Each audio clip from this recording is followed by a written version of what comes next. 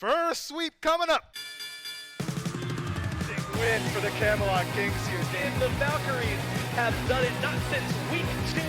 It is the deicide for the Oni Warriors as they have pulled this game back from the brink. But the rest of the Solar Scarabs follow up, down go the Titans, and Labra's got the first. What a 1-2 punch from the Bolts. The damage comes from the Leviathans until Zapman puts them down with the snipe. Defend their Titan, and the Tartar is Titan.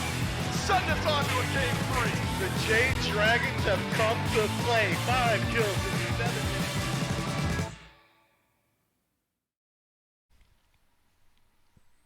Happy Friday, SMITE fans, and welcome back to the SPL, of course, powered by our friends over at Alienware. If you're anything like me, and you got too many monitors, you got streams up on all of them, you're playing games in the meantime, one of those streams better be here at SMITE Game on twitch.tv. You need the most powerful gear to get it done, and Alienware is the most powerful gear. You go to smitegame.com/Alienware and use code SMITEAW. While you're at it, follow them on Twitter and Instagram at Alienware.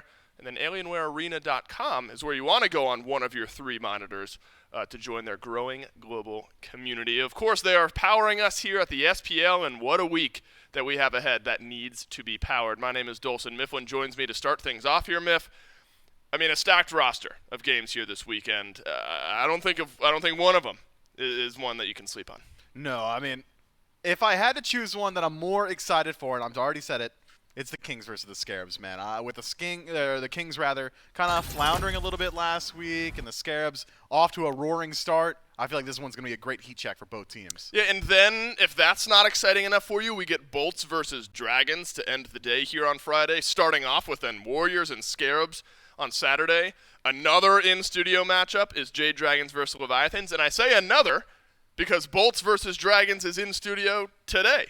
BT dubs. And so if you want to watch me and Barracuda interview, or me interview Barracuda, he might interview me too, who knows, over there on the other camera, make sure to stay tuned for the second set. You can, of course, tune out after that because the interview is clearly the best part of the Olympus Bolts versus Jade Dragon set. Yeah, that's totally what I mean.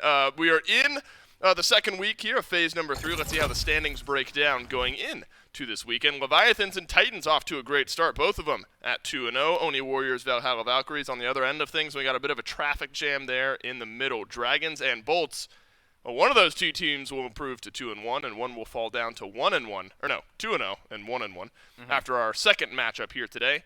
And the Scarabs and the Kings, similar weight on that matchup. One of those teams will finally get a win, and one of those teams will be 0-2.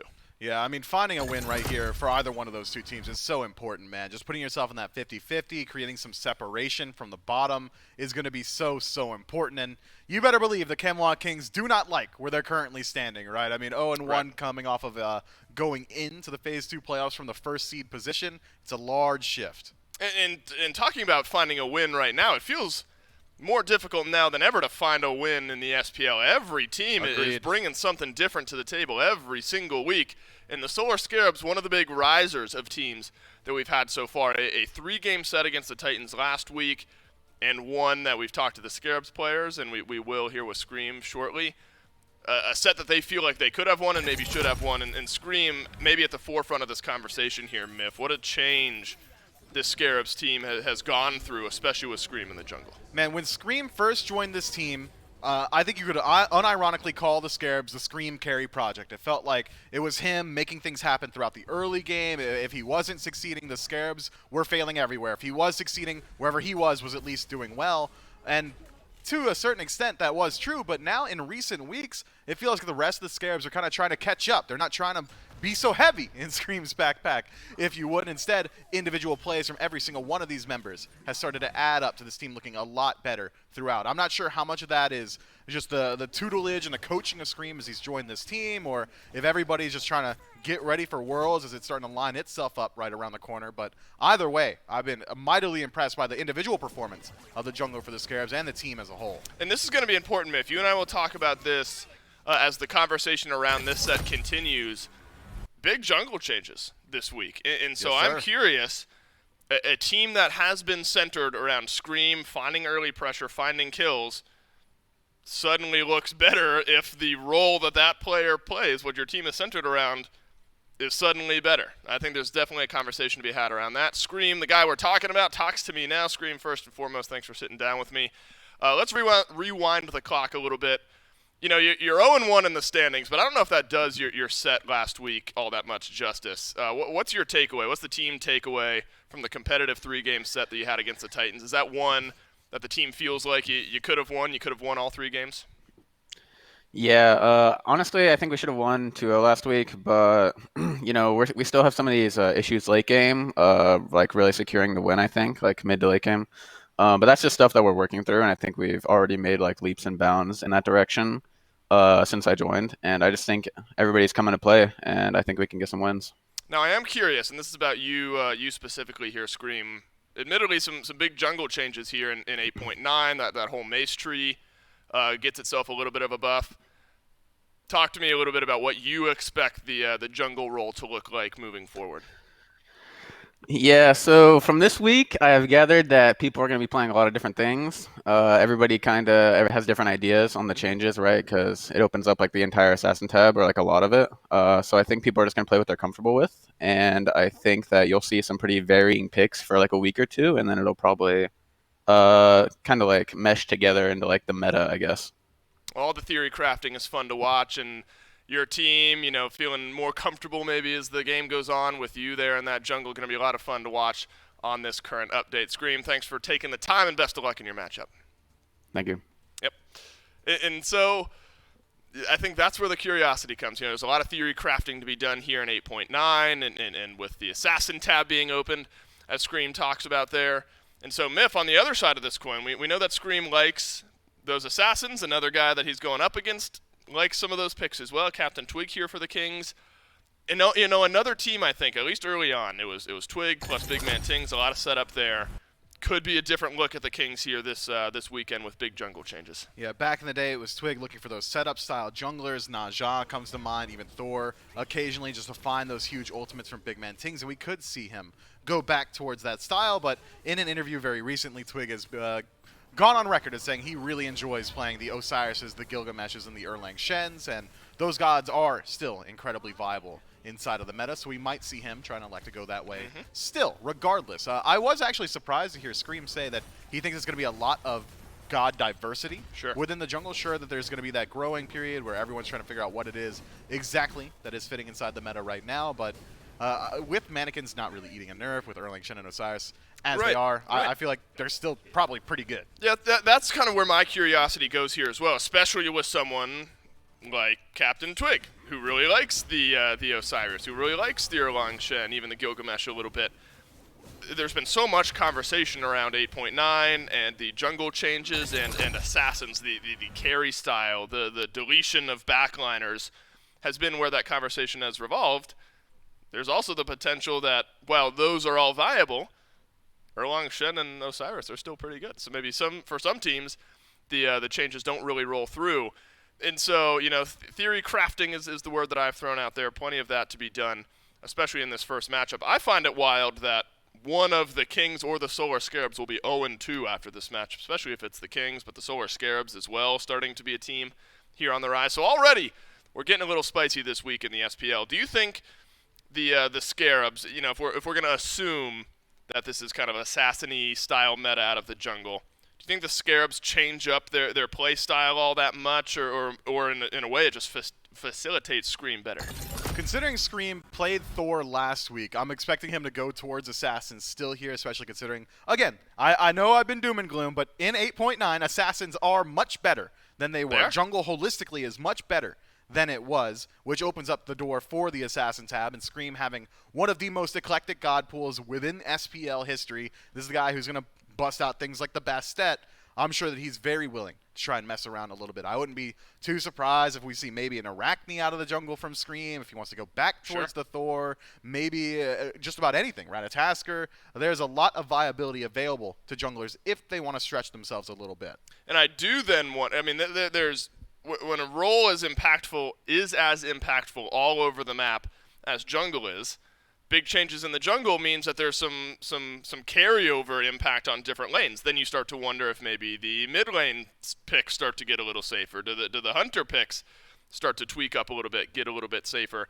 The only like big Hunter change we really talked about in the waiting room show was Uller. Do you assume we start to see any of that? I know that he likes some of those ability-based items. Bluestone Uller, I don't know, it's bounced around the ranked scene maybe a little bit. You imagine Hunter and that role changes all that much this weekend?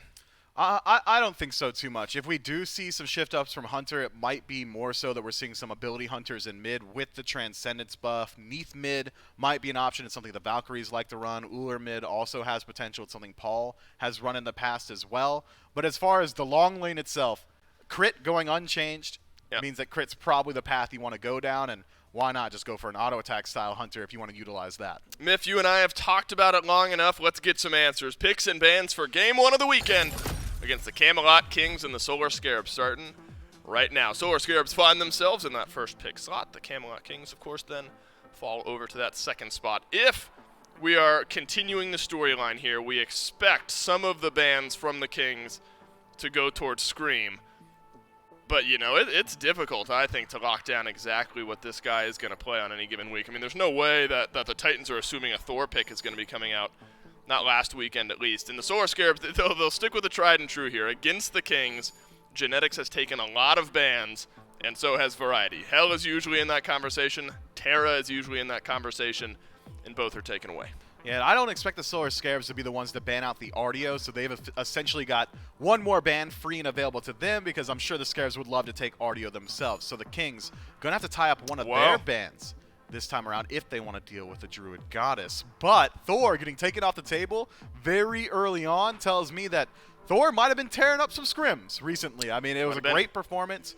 Last week, Scream maybe misses a couple more ultimates than they would have liked, but otherwise has a very good transition from the early to mid to late on this Thor pick, and that's only going to become easier in 8.9. And the Kings, they just don't want to deal with it. Yeah, I'm not hanging that loss on the Solar Scarabs by any means, but you look at Thor for Scream, and the early looked good. You know, I think you're right, Miff. If a few of those ults connect, you know, the walls a little bit more cleaned up as that game goes on, the Solar Scarabs may end up going on to win, but, you know, a lot of stuff went on in that set against the Titans, so it's certainly not all on Scream, not on that Thor. Cerberus, final ban here for the Solar Scarabs, followed up by that Artio. You mentioned Artemis as maybe a priority here, but there's still a lot available, Myth. I mean, with Scream being banned out here, Artio's there, Tiamat is on the board, Yamoja for inbound, and remember, inbound looked great on the Yamoja, but instead it will be Tiamat for Baronic as the first pick. Man, it was exactly because of Inbound's great performance on Yamoja last week that I thought we'd see it prioritized a little bit more highly for the Solar Scarabs. It was important Instead, he had a good game, I think. Yeah, I mean, it generates threat. Beforehand, a lot of these teams would just let Yamoja through with no intention of taking him themselves up against the Scarabs because Inbound has struggled mightily on this pick. But now, Yamoja is a threat in his hands. That said, what has been getting banned out a lot here inside of the SPL? It's been Khepri. I mean, Scarab's Blessing, incredibly strong. Whoa. The Abduct, good as well. Alrighty. Why do I even talk, man? It's going too quick. Slow down. There's so much fun happening in the P's and B's. Ull locked in. Yamoja, Tiamat going to be flanking it for the Scarabs. Both these teams have incredibly strong drafts. And we had the conversation how it could be ability-based Hunter in mid. That's put to bed now. Well, maybe for future games that's viable, but not at least here in game number 1. Tiamat's there for Baronic. Uller for the Solar Scarabs as well as the Yamoja. And then on the other side, so we have the exact same roles picked for both teams. Both teams still need the same things going into the second wave of bans with Khepri, Ram, and Raijin on one side, Tiamat, Uller, and Yamoja on the other. You see a clear winner. I mean, it's not often we get to do this where you're comparing apples to apples in the first 3 picks for both teams. You think either team comes out ahead?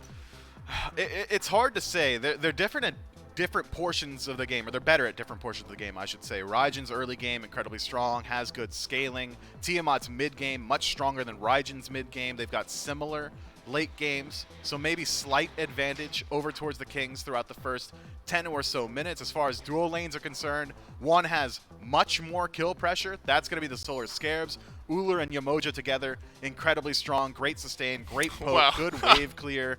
Khepri and Ram together has decent clear, has potentially better scaling come late game with the builds as they stand. But take a peek at those bans, Dave. The Kings say, Ayo, Scream. I hope you got a deeper God pool than that, because we're taking away every single one of your picks. Yeah, you think we've made some changes here in 8.9 Myth? Thor, Bastet, Tsukiomi, all off the board. Scream will not be able to play any of them. And we wondered, this was a conversation we've had. I think you were bucking for some Hunbat's buffs at some point. But look, with the item changes the way they are here in 8.9, Hunbat's maybe feels a little bit better. We haven't seen the big sweeping team fight initiation of the Hunbats in a long, long time. And the Camelot Kings will bring it out here in game 1 of the week. Yeah, Hunbots is going to be a great tool just to burn away some beads, man, because you can't really rely on the Khepri to do it all on his own all the time. Raijin sure can burn beads with the Tycho's drums, so that's going to I knew it! Ultimate. I knew it! We had the Camelot Kings in for the content day on Monday. Uh-huh.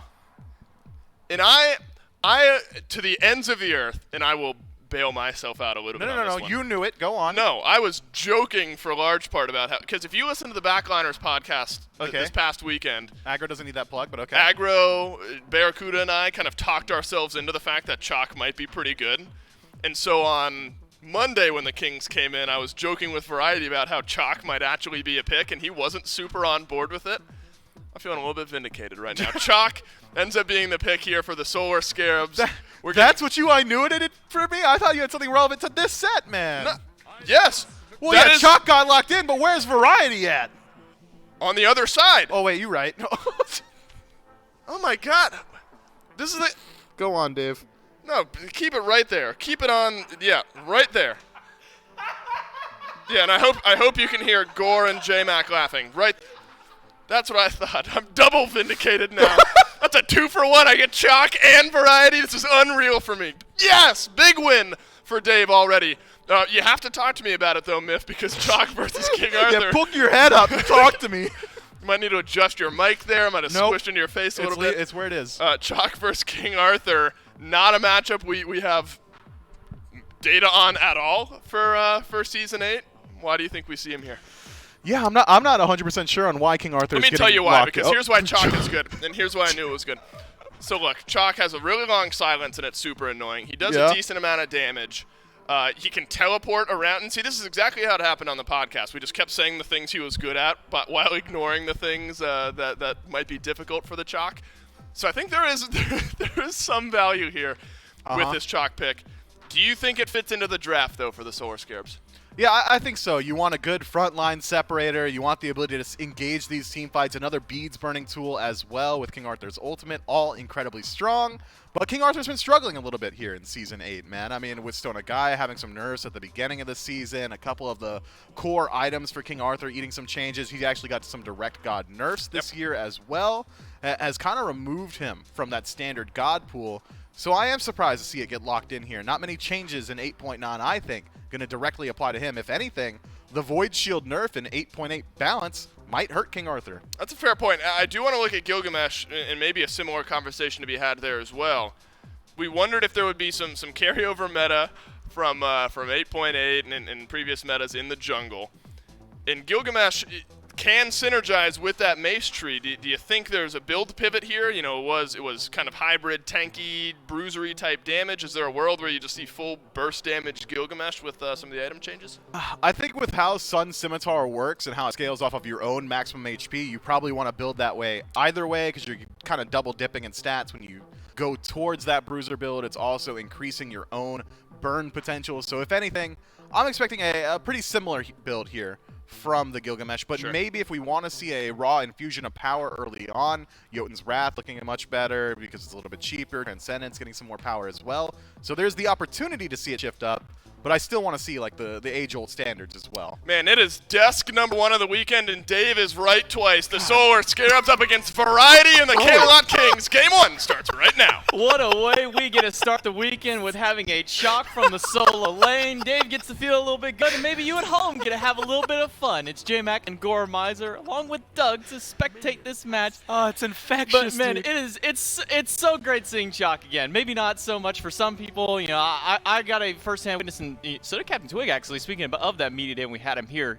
Twig and I had to go against the Chalk in an assault match. It was not fun. That silence really can do numbers, but immediately with this change to the jungle meta, with all these items being buffed and changed around, we get to see Chalk come back out game 1. We get to see even a little bit of King Arthur and some Hoonbots action as well. And dude, there's just so much to latch onto. I don't even know where to go. I'll start with the Hoonbats, because Hoonbats is someone I actually want to give a lot of credit. In the SCC in Europe, I've been seeing a fair bit of Hoonbats, where it's one of those things that, yeah, you know, not necessarily the most meta pick, but it is just so ridiculous how one well-placed Fear No Evil can literally win you a game. I mean, you could be like detrimental. They could have 5 fire giants on the other side, and you get a 4-man Fear No Evil. You win that fight, you could win the game, and things like that. And so keep your eyes on Twig, because I feel like it fits so well into the rest of this comp, because you got Raijin and Rom behind you. I mean, a late game Fear No Evil should just sweep through the Scarabs, but then you've got so much healing, a lot of tankiness. I mean, 2 warriors. Tiamat is one of the tankiest mages, as well as the Emoja. It's not going to be an easy team to burn through on the side of the Scarabs. And another thing we get to see is something that was alluded to quite often on the desk, but now here in the dual lane is this Ullr inbound in some danger, but a 2-man stun. Make sure that an inbound can walk away with his life. No relic necessary. But with Stuart piloting Ullr, we talked a lot about him on the waiting room. He got some direct buffs to his kit, but his core build path more so got some extra buffs alongside. I'm actually curious. He's gone for a Bumba's Dagger for his starter item, not electing to go for a Transcendence Rush, just going for that and a Tier 1 Mace. And yeah, like you said, I'm just excited to see what his build is going to be. Stuart has been someone I'm keeping my eye on. Like, for a while there, it was kind of like, first off, there were tons of memes for him, but also, and I kept track of this, he had died about the amount of times, I think it was like slightly less than Paul, like around like 3 less for a while there. And so it was one of those things where it's like, you know, and that was like all year, Paul's all year death stat. And so you could tell things weren't necessarily going too well for them just as a duo lane. But over the last few weeks, first off, you've got to give a lot more credit to where this Emoja is, despite the win rate the Scarabs have on her. She is remarkable in Bobby's hands now. And I also have to give a lot of credit to Stuart, because I think this is going to be, albeit a difficult duo lane, you get Netroid and Genetics on some signature gods, but I think one where he's going to make a huge difference, especially as the scaling comes online. I mean, Ullr's just going to get better over time. Yeah, it might be one of those things for inbound where we'll hold that thought. Inbound in a bit of danger. Stuart actually the one body blocking for him, but those basics doing a lot of damage right back to him. He'll leap towards the tower and make his way out. Inbound also gets a squeak by. Thanks to the body blocking, this time the carry doing a little bit of the supporting for this team in this instance, but both of them are able to make it out. Neither of them lose their relics. Veronic may be losing his life. Taiko Drums from Big Man Tings doing a lot of damage, taunting him right back in. Percussive Storm is good, but the knockup is even better from Veronic that makes sure to cancel that channel and keep him alive. And that's exactly what I mean when I'm talking about Tiamat. Look at the first 2 shots that connect from Big Man Tings there with his ult, and the last 2. The minute Veronic's legs hit the ground, it is a completely different experience in terms of the damage that he's taking. And it's just those small little details that I think are going to help the Scarabs a lot in the late game, at least in terms of survivability. They do still have a lot to worry about. Good CC on the side of the Kings, as well as the res from the Khepri. It just creates a lot of really, just, look, straight up difficult team fights that you're going to have to overcome. It is not going to be easy. And so a lot of pressure, I think, early on. We've seen Twig already show face in the duo lane. We've seen him bouncing around in the mid lane. I need to see Scream, what he's going to be able to provide with Winds of Shamash available now. I expect to start seeing a little more of a hands-on approach, but maybe only in the duo lane. I have yet to see, we'll keep our eyes on Solo Troll, how much damage he's going to be able to output with some follow-up. But I'm not looking at the Tiamat for the next 10 minutes. Boronic just has to live. Right, gonna put some poke against him. Scream is here, but he's low on mana. Not much further fight from the Scarabs. They're just gonna make sure to push Variety back towards the tower, and he'll have to go back to base. Both these solo laners still looking to pick up their first items. It will be Variety heading back first. He'll pick up a Spike Shield. On the flip side, still waiting for SOT to go back, but he's sitting basically full health, full mana. This is the sustain that Chalk has built into his kit. That Rain Dance gives him so much extra healing, so much damage scaling. He's able to box out against this King Arthur very well. You have to remember his passive as well. Being able to just kind of have a free ability feels pretty solid, right? Plus, you get the blue buff, and the fact that he's going to get it. We might not see SOT back until someone forces him to back, so maybe Twig is going to have to come over here. I think it's going to be fun to watch, because I love the way Chalk translates into the middle of a team fight. I think it's one of the kits that has been one of my personal favorites. Of course, they altered it. A while ago, you had to have the axe down to get the knock-up. Now that you don't have that on the ult, you are able to utilize it in a lot more, I want to say, fun fashion. You can throw the axe in, get this nice big AoE slow, the heal field for you, but then go in with a huge knock-up for your team.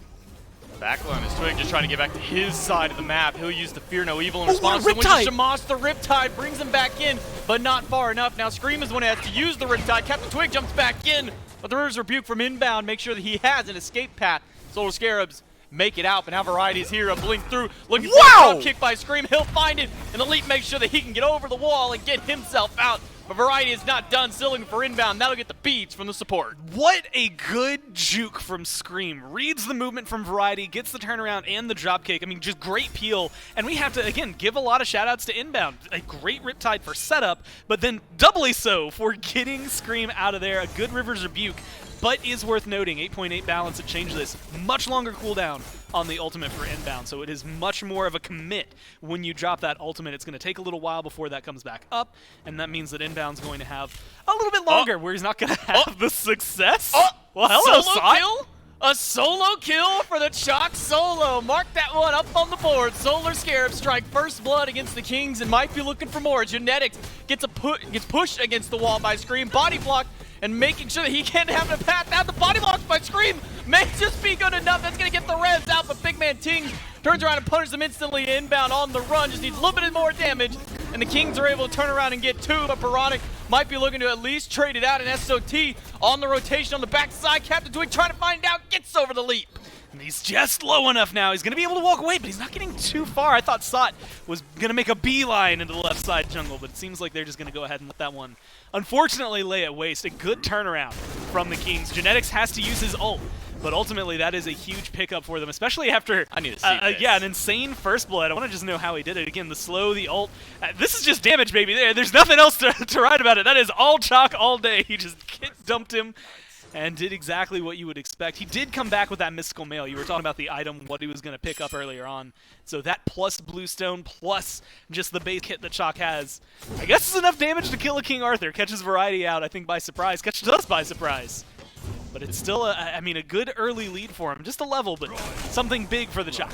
I got really concerned for a moment looking at Scream's build because I see the Tier 1 and Glowing Emerald, and then I see a Tier 1 Mace, and I'm going, oh my goodness, Scream, what in the world are you doing? Then I have to remind myself this is a Gilgamesh, and he just likely picked up that Glowing Emerald by walking along the paths and by walking over and grabbing that level 5 item. So we'll see if he likes to eventually sell that item late game, or maybe if he holds on to it, because, hey, that's a free, what, like 550, 600 gold that he gets if he decides to keep it, that he doesn't have to spend towards building the item. Otherwise, it's a couple hundred gold that he can sell back and try and work towards something else. Be a pull from Genetics against Scream. That'll get the leap from the Gilgamesh. He'll be able to walk back to safety at the tower. Relic check for the moment. It's only Baronic really missing those beads for about another minute. Inbounds are about to come back out. Variety looking for the steal, and he does get it. That overhead slash, just enough damage to sneak that Scorpion. But you got to keep your eyes on it. You can see the Kings as a whole are looking for a fight, and they've got great engage for it. I mean, first off, Fear No Evil, blanket statement, always going to be good engage, always going to be helpful here. So Twig is going to forever be a threat. But I love Capri's engage. I mean, you get a single root onto any individual player into a pluck, and it's a solid follow-up. Captain Twig, no beads available. It does have the leap, and that'll get him over the wall. Captain Twig out for the moment in the midst of the fray, and thanks to that Fear No Evil that you were just talking about, make sure that he has some CC to get himself out of that team fight. Could have been catastrophic if the Kings end up falling there, especially for Captain Twig. Yeah, I mean, that is a really good collapse from the Scarabs, but I think it showcases the duality of Fear No Evil. It is a get-out-of-jail-free card and a great initiator, but the good news is that no matter what, it's down. They didn't have to burn their beads. It was pop your beads to get a kill. You don't need to be that greedy. Save them. There's a lot of CC that could still follow up, and I like this because it puts the Scarabs in a position where they can continue putting pressure on the Kings. And again, this is the kind of team play I wanted to see out of them and kind of expected based on the way they've been talking about it, but now seeing it in action has kind of felt like just a revitalized feel to the Scarabs as of right now, and it's making things a lot more interesting. I'm also keeping my eye on the duo lane because I think Stewart finished the Jotun's Wrath, looked like he was starting up, either going into a Transcendence, might go for something like a Heartseeker. It's always going to be fun because of the item changes that we've seen, and that's the other duel that I'm looking at. You've got the Chalk 1v1 on the other side. If Stewart can get a solo kill, they'll at least get the 2 for 2.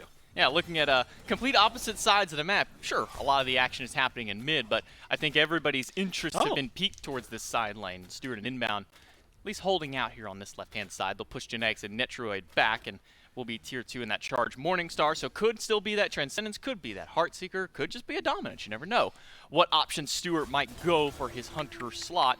Netroid on the other side has gone for the Iqbal, a little bit more standard to what we have been seeing with these bow build Hunters, and I mean, in all honesty, you're probably not going to build anything else as far as a ROM goes. Get some attack speed, get some crit, more than anything else. Baronic sitting level 11. The gold in favor of the Camelot Kings, about 800 or so to their name, closer towards that 1K mark, even despite the first blood from the Scarabs. The 2 return kills from the Kings have netted them just a little bit more. And you can see where it's starting to pay off. There's 2-level difference between Twig and Scream right now. That's a hefty amount of where this lead is going to be sitting, at least in terms of experience, because you've got a good amount of Hunbat's plays already on the board. He's been impactful, and you've started to feel a little bit more. Scream has had some good moments, and he actually might have a good gank here. Variety able to get away from Scream. Now SOT on the backside of the tower. Captain Twig has his ultimate, teleports in with the Sacred Monkey. Captain Twig looking for a potential pick, and a blink in from Variety. He's going to separate the two of them. Fear no evil is good. And the Faravalon will also take one down. Captain Twig kicks up the double kill in the solo lane. A bit of a greedy play there by SOT, sitting back there so long. That's a classic case of caught just in the wrong spot. You had nowhere to run. There's all of a sudden a Hunbat's behind you, a King Arthur on the other side with tier 1 tower. You can't run into the jungle because you know there's going to be more Kings coming. You can't run through the tier 1 because you don't have the health for it. And unfortunately, they end up paying for the hubris of trying to get the kill. And unfortunately for them, that is going to be not just a good equalizer, it helps get Variety back in this lane, which admittedly he wasn't too far behind, but it adds another level over there to Twig. He gets a 3rd kill on top of that. So this Hunbat's feels really good for the Kings right now, and is having a much larger impact so far than what we've seen out of the Gilgamesh. And this is something Mifflin had actually mentioned during Waiting Room, which was if we get to the point where we're looking at 20v20 late-game team fights, you got to start favoring some of the Assassins, at least in terms of what they can get done. A little bit of a boxing match between the Hunters, but it's not much box. It's all fight for Netroid. Needs all 3 snipes to get the kill. Stewart needs to juke the 3rd one, and he will. But Netroid, with that lifesteal, he'll keep himself nice and healthy immediately after that boxing trade. Stewart going to have to go back to base, use the Aegis to make sure that he lives through the onslaught of damage from Netroid, but that's going to set up for the Gold Fury for the Camelot Kings. All 5 members of the team have rotated towards this left side, and they'll take it with no contest. And honestly, just good timing, right? I mean, Netroid gets the Aegis as well, forces Stewart to fall back. You know that you have a lot of wiggle room, at least without a carry, let alone the rest of the team.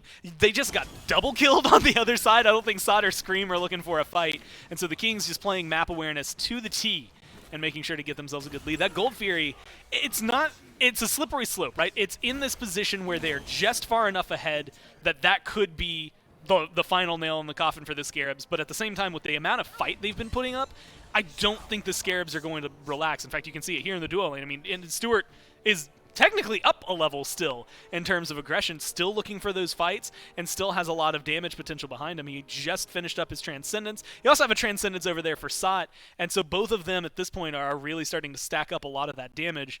And I'm still anticipating it because this is early for the Uller, right? I mean, this is still a portion where he's going to be decent, the stuns are good, the damage is there and exists. But I'm waiting, like at least one more item, maybe 2 more levels before I really start to expect Stewart to just be hitting as hard as he can. Yeah, I mean, at the moment he's being outboxed by Netroid. That's just the nature of having Iqbal and Aussie able to trade autos a little bit better. It all comes down to the abilities more often than not for Uller in these early stages. Late game is kind of where the more boxing prowess may come for this god. But having Transcendence means he's going to get a little bit of extra power when he stacks it, a little bit of extra cooldown, which is something that all Ullers love, is a little bit of extra cooldown in the build. We're going to try and get you back into the game as quick as possible. Just a brief pause in the action, jumping in. Double Transcendence, you know, Chalk is all about damage. If you've ever seen Chalk at any level of competitive, it's almost unanimous that you're going to see some kind of damage. Just beat him up. I mean, we saw it. He was trying to box behind the tier 1 tower. Do you like the Transcendence coming at it from SOT? It's one of those things. I think that's part of the reason we see him end up dying over there in the solo lane, where it's just he didn't have the extra prots that he would. But based on the base damage we've already seen, plus the buff we just saw to Transcendence, I think it is going to work out really well for him transitioning into the late game. And so maybe not going to be as tanky right now as a King Arthur, but he's still going to be able to provide enough to the fight that I don't think they're worried about it. And when you add in the fact that they're both almost fully stacked, they're going to be getting a decent enough buff here that I expect to see the full 5-on-5 for the Scarabs take a good swing back in their favor. Fear no evil from Captain Twig. Bronic's got to use the beads and leap away. He'll make it out, but a little bit late maybe on those purification beads. He'll take down to about a quarter health. Get Genetics looking to maybe try and stop that back, and he will be able to delay it for just the time being. Scream 2 levels down to Captain Twig. It's in about 2 tiers of an item behind. Even despite having that tier 1 glowing emerald, it's nice, but it's not really giving you any kind of power. It's giving you just a little bit of health, and, well, you did get it for free, so you didn't have to spend any gold on it. And notable that he didn't sell it, though. That's one of the things that I always want to keep my eye on, just because if he had sold it, it's one of those, I don't want this, give me the gold. I need some money, whatever I'm going to be able to buy with it. And so either late game, that's a nice influx of, hey, I don't have enough money for wards, let's see what we can do, or it's an item that he's going to want to build up, and I'm excited to see if Scream is going to stick with it, or if he's going to continue around the path he is, because even now, starting up what could be something like a Pridwin, moving more into this conversation of bruiser, right? He's got 2 of the Mace Tree items already fully built. I want to see him get some of that tankiness online so he can fill out that warrior nature, and he's going to be able to do it a lot more so than Twig. Twig goes in, and if Twig doesn't have Fear No Evil and he gets CC'd, Twig's going to die. Yeah, that's just the unfortunate nature of being an assassin. He does have some good disengage, but I think this Gilgamesh is going to have a lot more staying power, and you can see that in the build from Scream. Well, now both Transcendences are fully stacked up, one for SOT and one for Stewart, and a Crusher immediately off the tail end of it. So it'll be 30% cooldown for Stewart so far with his build, plus the Crusher giving him some extra damage, and the Transcendence just giving him a lot of extra power. So now this Uller may start winning some of these boxing matches, or maybe not. Lifesteal at a dominance finished out by Netro. It's going to give him a lot of combat power and a lot of basic attack damage to throw back against them. Genetics will walk forward. He'll miss the pluck. A quick leap from Stewart. Make sure that he gets out, and Inbound will eat a few shots of damage. Captain Twig waiting in the wings, but a little too far forward, or a little too far back are the Solar Scarabs for Twig to really commit for this Tier 1 tower dive. And he just walked over the Bracer, so they should have vision on him as of right now and know that he's hanging around here. And they're going to be able to play it safe. Inbound has ult as well. They could go for some lockdown. Captain Twig, he'll be blocked away by the River's Rebuke. It's only Genetics caught inside. Scream will dive in, but that's a Phantom relic usage by Genetics. Now with Big Man Tings over here, Stewart has to leap away. Baronic on rotation, but he'll just be here to mitigate some of the wounds that have been struck against the Scarabs. Hunter back at base. Even solo laners have rotated over. SOT and Variety now on this left side of the map. You can see the healing that pays off, but Stewart had to back to the base. This should be, at the minimum, a purple buff invade, but there's still an Oni Fury coming up after this. SOT zoning as many members as he can, but he'll only get the Axe Toss against Genetics. Now it'll be all of the Kings backing away as the Oni Fury has just respawned, and that's where all the Camelot Kings are going to set their sights. Variety at the front line. SOT blinks forward to get into the back line, but not going to find anything there. Just a blink to get past CC. Variety goes in the back line, finds Stewart. He's going to get CC'd himself. The Axe Toss is good. Fear No Evil pushes 2 away with no beads for Baronic, and Stewart low on health. They're looking to turn the fight back into Captain Twig, but because of how low their health bars are, and because of how low SOT is, they might have to turn their attention elsewhere. And that's going to be a good disengage, but the Scarabs, they just have nothing to fight with. That's a good CC on the Variety, but that's, again, where the healing comes in. They can't let this Oni Fury go down. Frenzy popped. They're looking to shred down this Oni Fury, but that's a triple stun from Variety. The Cyclone comes out, and the Soul Lander may fall, but the res is good enough to keep him up. Camelot Kings get the Fury. SOT at the front line looking for damage.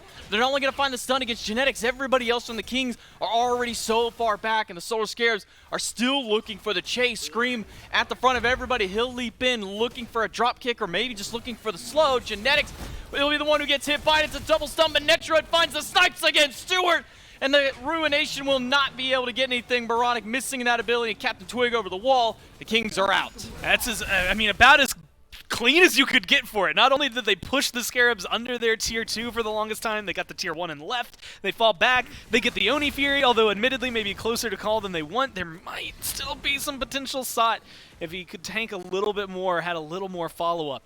Might have been able to find Variety, but not only do you get the Fury, not only do you force the Scarabs to fall back, on top of it, you get a great kill onto the opposing Hunter throughout all of this. I mean, the Kings just play that pretty much to the T. They all get out with their lives, despite the fact that a lot of them were flirting with death, and they still have pressure all across the map thanks to these Oni minions that are going to start pushing forward. They should be able to get a tier 1 in mid. It's a 6,000 gold lead that will be further extended by taking out that tier 1 tower, 500 more gold in their pockets. Greater Scorpion started up by the Camelot Kings immediately after taking that. So now teetering around 5,000 experience, 6,000 gold in the Camelot Kings' favor. Solar Scarabs need an answer back in with that Pyromancer still down. The Camelot Kings can't take too much more off the map. Maybe just one more tier 1 tower. They've still got a few Oni minions to push up this right-hand side, and they will drop the last tier 1 tower on that side of the map. So Solar Scarabs now only have tier 2s and Phoenixes to defend against the Kings. And I think that's, a good spot to defend. Again, their team is tankier, so they can withdraw under these tier 2s. As of right now, no Fire Giant on board. You can defend tier 2s all you want. But they are, again, in these interesting positions. Scream did end up selling that Emerald. Now picking up, again, what could end up being maybe not a Transcendence. I don't expect a Transcendence 20.5 minutes into the game. Is he going to be able to get out of here? No, Twig's looking for blood. He doesn't have a tower to go back to, but immediately after the leap, the Torrent will drive him back towards his own axe, and SOT will make it out. But Captain Twig is already level 20. He's the first one to hit level 20 on the map, even despite having a bit of a rough patch early game. But out the Pyromancer back up, the Kings have already turned their sights towards it, and they'll take that with little to no contest. Inbound wasn't able to find a way in. Scream was too far away. Variety just playing zone duty to make sure the Kings can get that objective and add a little bit more gold to their pockets. Now closer towards 7,000 that the Kings have in their favor. Yeah, it's starting to get into the rough area for the Scarabs. Although I guess it's been a little rough, but now they're starting to get into these positions where fighting at the Fire Giant and realistically hoping for an even fight isn't going to work out. They're going to have enough gold. You've got a full tier 3 item up, Big Man Tings, that he has that Baronic just hasn't been able to scoop up. And Baronic went for the Soul Gem, so he doesn't even have maybe the same staying power, or at least the same hitting power that Big Man Tings is going to have. And so while he might survive a little bit longer, the Raijin is going to be known, and has been known over the last few weeks, to do an immense amount of damage, and Tings is not going to shy away from that. You're also starting to see, I think, the big difference. Netroid, specifically the snipes. It doesn't even matter in the autos, doesn't matter in any other ability. It is just the snipes from Rom that, to me, make him such a stellar hunter. Everything else in his kit really, really synergizes well with the meta and really works out. But the snipes being able to either isolate a mid laner, or in this case Stuart, since he's the easiest and squishiest target on the other team, from the very beginning, force him to start a fight at half health and either fall back. He has some built-in lifesteal. They've got a healer. Maybe it's enough for them to sustain, but for the most part, you just remove someone from the game. SOT, that's half of his health bar gone. A teleport in with the Sacred Monkey from Captain Twig, but he's not going to pull the trigger on the ultimate. Doesn't want to use it for just one kill.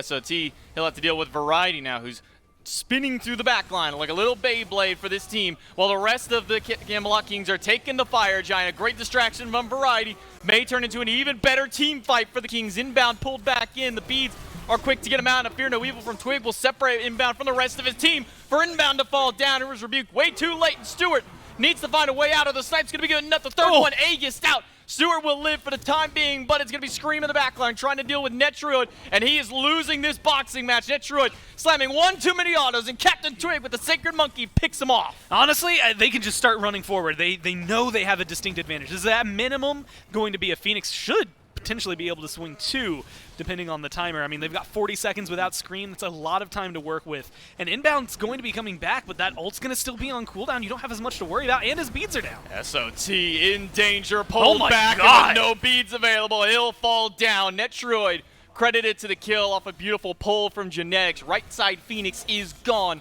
And now the Camelot Kings will back out of the throne room and start setting their sights towards the remainder of the map. Mid tier 2 is still up, left tier 2 still up, but at the moment they're kind of scattering themselves. They're just going to leave Big Man Tings here with Variety and Genetics, maybe just these 3 to push down this tower, but they're not even committing to that. Instead, they're just going to strip away everything in the jungle that's available. Yeah, this is clear up the waves, push up what you have minion-wise in mid, because they were under your tower on the other side. Go for the Primal Fury, because, I mean, what are the Scarabs going to be able to do? They cannot step up to a fight here. They have to defend at this point, especially with how fast some of them have died, specifically Sot in that last little dive from the Kings. Your Phoenix defense, or not, I don't even know if I want you near a tier 2 right now if the Kings are trying to look for it. And so you have to be a little more careful, a little more cautious. The Kings, on the other hand, like, outside of the first blood where, you know, we get Variety getting soloed out by the Chalk, every single play they've made has felt like they were just slowly but surely advancing themselves. And it got to the point is that 2,000 gold lead right after that first Gold Fury. We haven't seen as much fight back from the Scarabs since then, and it's all been much easier for the Kings in terms of lockdown. Oh my lord, that was just Sacred Monkey Toss. It did that much damage. The Crusher is enough to bring Scream down. Captain Twig with a solo kill, even missing that Fear No Evil does not matter for him. He has got an immense amount of damage on the board, and it's showcased here right after these jungle buffs. Just beautiful showcase. You get rid of the jungler for 45 seconds on top of it. Yeah, you had to use your ult, but that's not going to be the end of the world. Your team's able to find a huge amount of push here. Luckily, Baronic has not been sleeping. Those Tiamat minions on the left-hand side are starting to put some pressure forward towards that tier 2, but you're about to lose a Phoenix. Inbound gets pulled back, but his own Riptide makes sure to save his life. That'll push Genetics away from the Phoenix. It's only the 4v4. Captain Twig is just coming back off of his kill from solo lane. He's got Blink. And now with all 5 here, no ultimate for Captain Twig just yet. And the stun not going to do anything in the midst of it. It's going to be instead a River's Rebuke coming out from inbound. We'll find 4, but a quick Phantom Veil will make sure to get the entire team out of the fight. It's now SOT rooted in place and taking a lot of damage from Netrioid. Phoenix under siege. A stun only finds big man Tings. Inbound is trying to zone them away, but there's just too much damage, and Captain Twig on the left side gets a pick against SOT. Scream doesn't get the drop kick. It might be a turnaround for Captain Twig. He'll find the double kill. And that's just clean play from the jungler. Look at him jumping through. He knows what he just did. Exactly what you would want from your jungler there. A great time for the Fear No Evil to come up, and now a re-engage. They get the last tier 2. They just got the mid-Phoenix. I mean, this is easy street. You've got 30 seconds without SOT, 40 seconds without Scream. You are forcing the Scarabs into a very awkward position. I don't think they have the healing to deal with this. 3 versus 5. Frenzy Pop Variety finds Stewart all by himself with the ultimate. Stewart has to use the Aegis and the Beads just to get back to the fountain. Captain Twig picks off inbound, and the Camelot Kings pick off the Titan. Game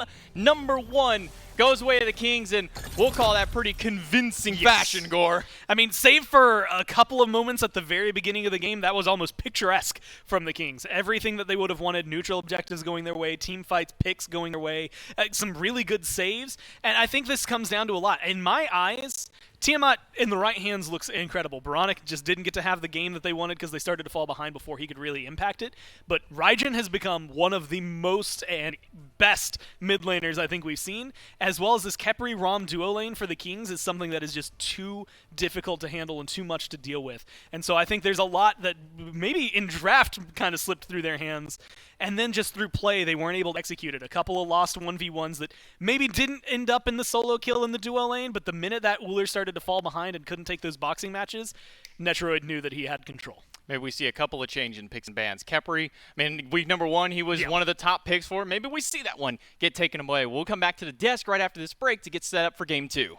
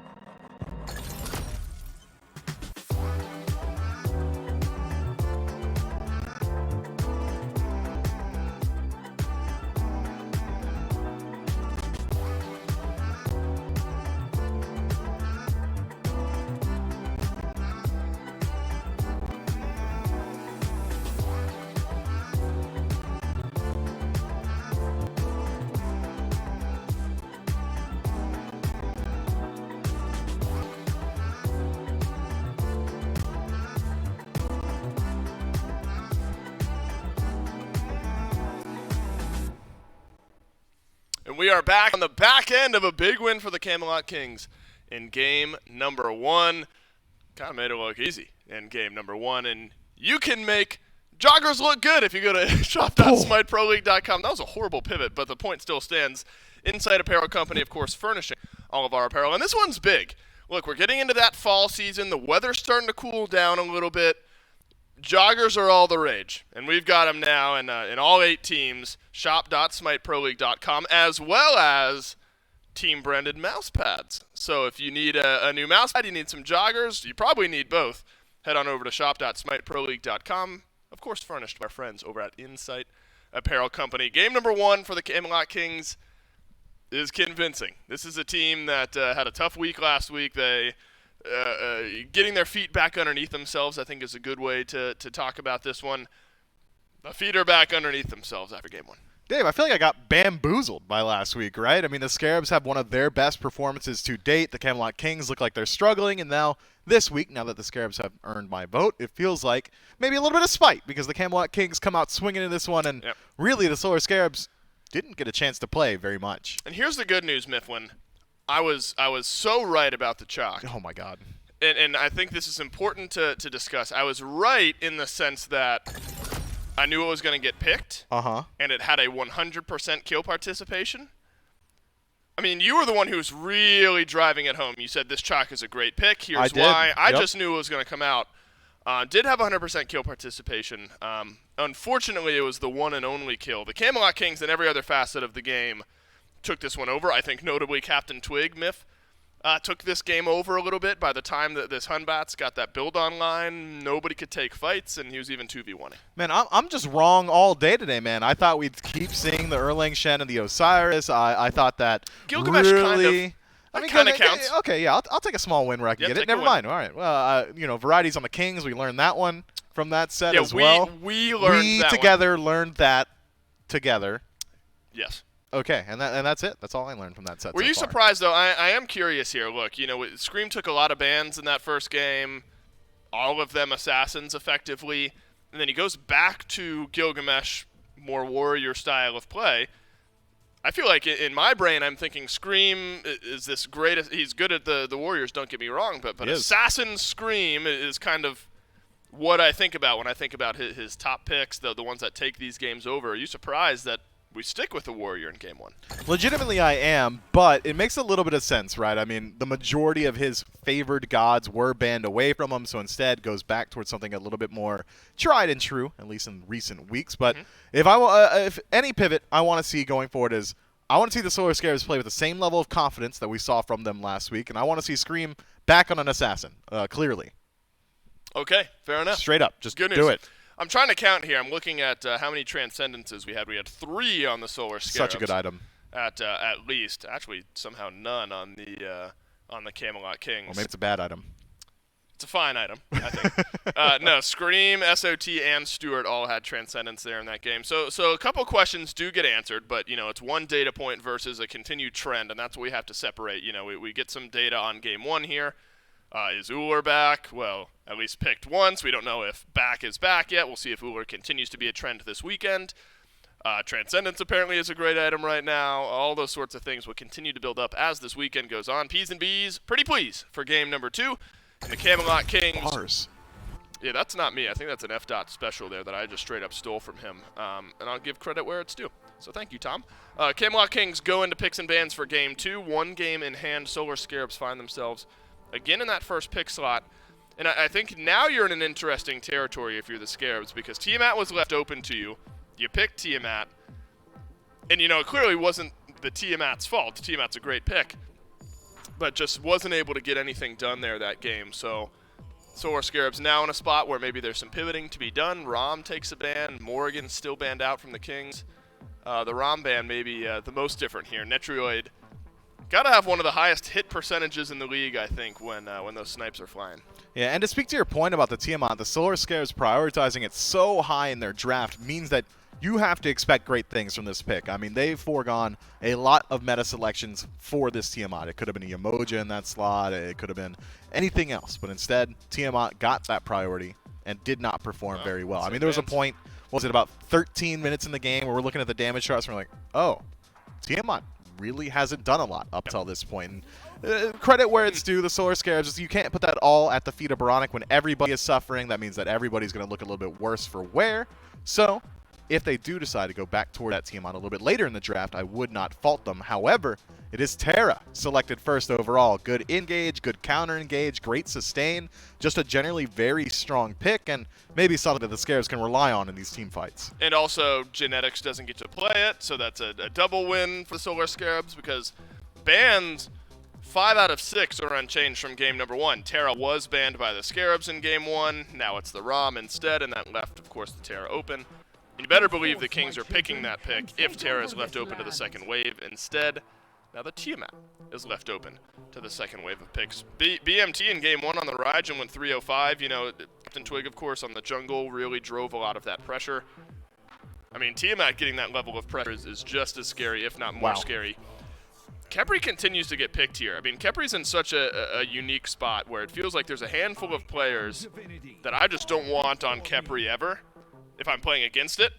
And Genetics might be in that conversation. He's looked great on this pick. Man, Khepri, just as a god himself, removing it from the players, and you can't do that. Genetics is someone who elevates the level of play that Khepri's able to bring, but just giving your team damage mitigation, thanks to the second ability, good engage, good lockdown CC from a range, that ranged root. I mean, he's just strong, and I've been beating around the bush. We haven't gotten to the thing that makes Khepri that much better than some of these other Guardians. It's the Scarab's blessing, man. No other god in the game will force you to kill somebody twice. I mean, that's just the hard truth of it. If someone is willing to play out of position and aggressive, okay, well, somebody else is what I said. Okay, got it. No, you're right. You're right. There we go. Anyway, if you want to, you can dedicate this Tiamat now to be a backline diver. She doesn't have to play that backline role where she has to use that damage from a range. Instead, get in the face of the Scarabs and just realize, okay, worst case scenario, I'm getting revived out of here. Yep. I'm applying my damage. I'm going to be back in a safe position, and I can do it all over again. And that is so hard to deal with inside of these games. It's so hard to establish a lead up against the Khepri. But I see your eyes glowing, Dave. You can just say it, man. What, Chiron banned? I saw it.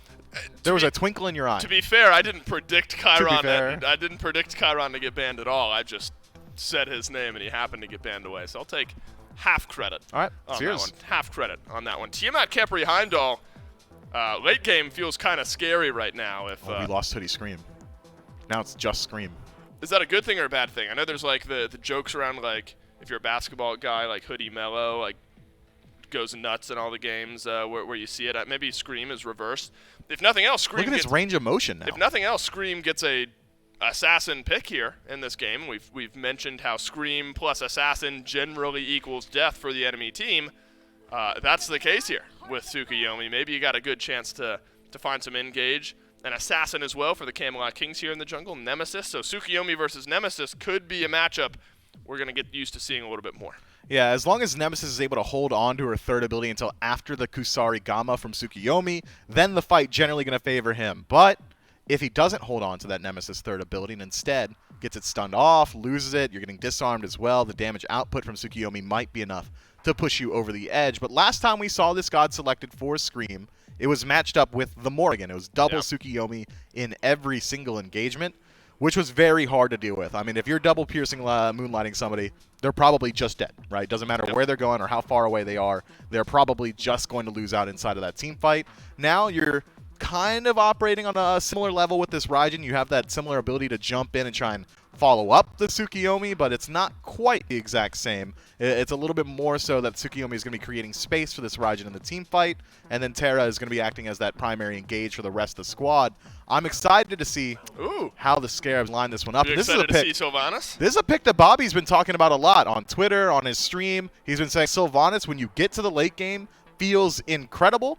He has not talked about Sylvanas' early game, so we'll see if whether or not he's able to actually make it to that late game phase. Well, remember, it's Sylvanas, the have changed going in this most recent update and the way Sylvanas works, and maybe there's an opportunity now for some chain CC there in that duo lane. You get a pull, you get a root. If Stewart is able to pile on that, whether it's with the ranged damage confirm or with an axe to up, and you can do that in any order that you'd like, maybe there's some poke / kill potential / setup potential for ganks there on the left side. Yeah, so for those of you who aren't completely in the know. Sylvanas now can put a pod down on the ground, and when he picks it up, gives him a little bit of his mana back. I believe it's 2% or 2.5%. 2.5, I think. But more importantly, get some of those cooldowns back on the rest of his kit. The first ability, second, third, fourth, all going to take a little bit off, and that scales up throughout the duration of this game. So Sylvanas can get a little bit more involved inside of these late game team fights. It's not the greatest passive in the early, which might be what Inbound was alluding to on Twitter, but in the late game, it really can change some things up. It's essentially like a Chronos Pendant passive built into your kit. Well, talk about changing things up here, Mifflin. Sun Wukong for variety. That'll be the first time this phase that Sun Wukong takes a pick. Seems like a healthy, well-rounded composition here for the Camelot Kings. You got some late game scaling. You got the Nemesis. Sun Wukong, great at sustain, but can also dive in. You know, he can jump in just as well as he runs away. What do you think this Kings draft is looking to do?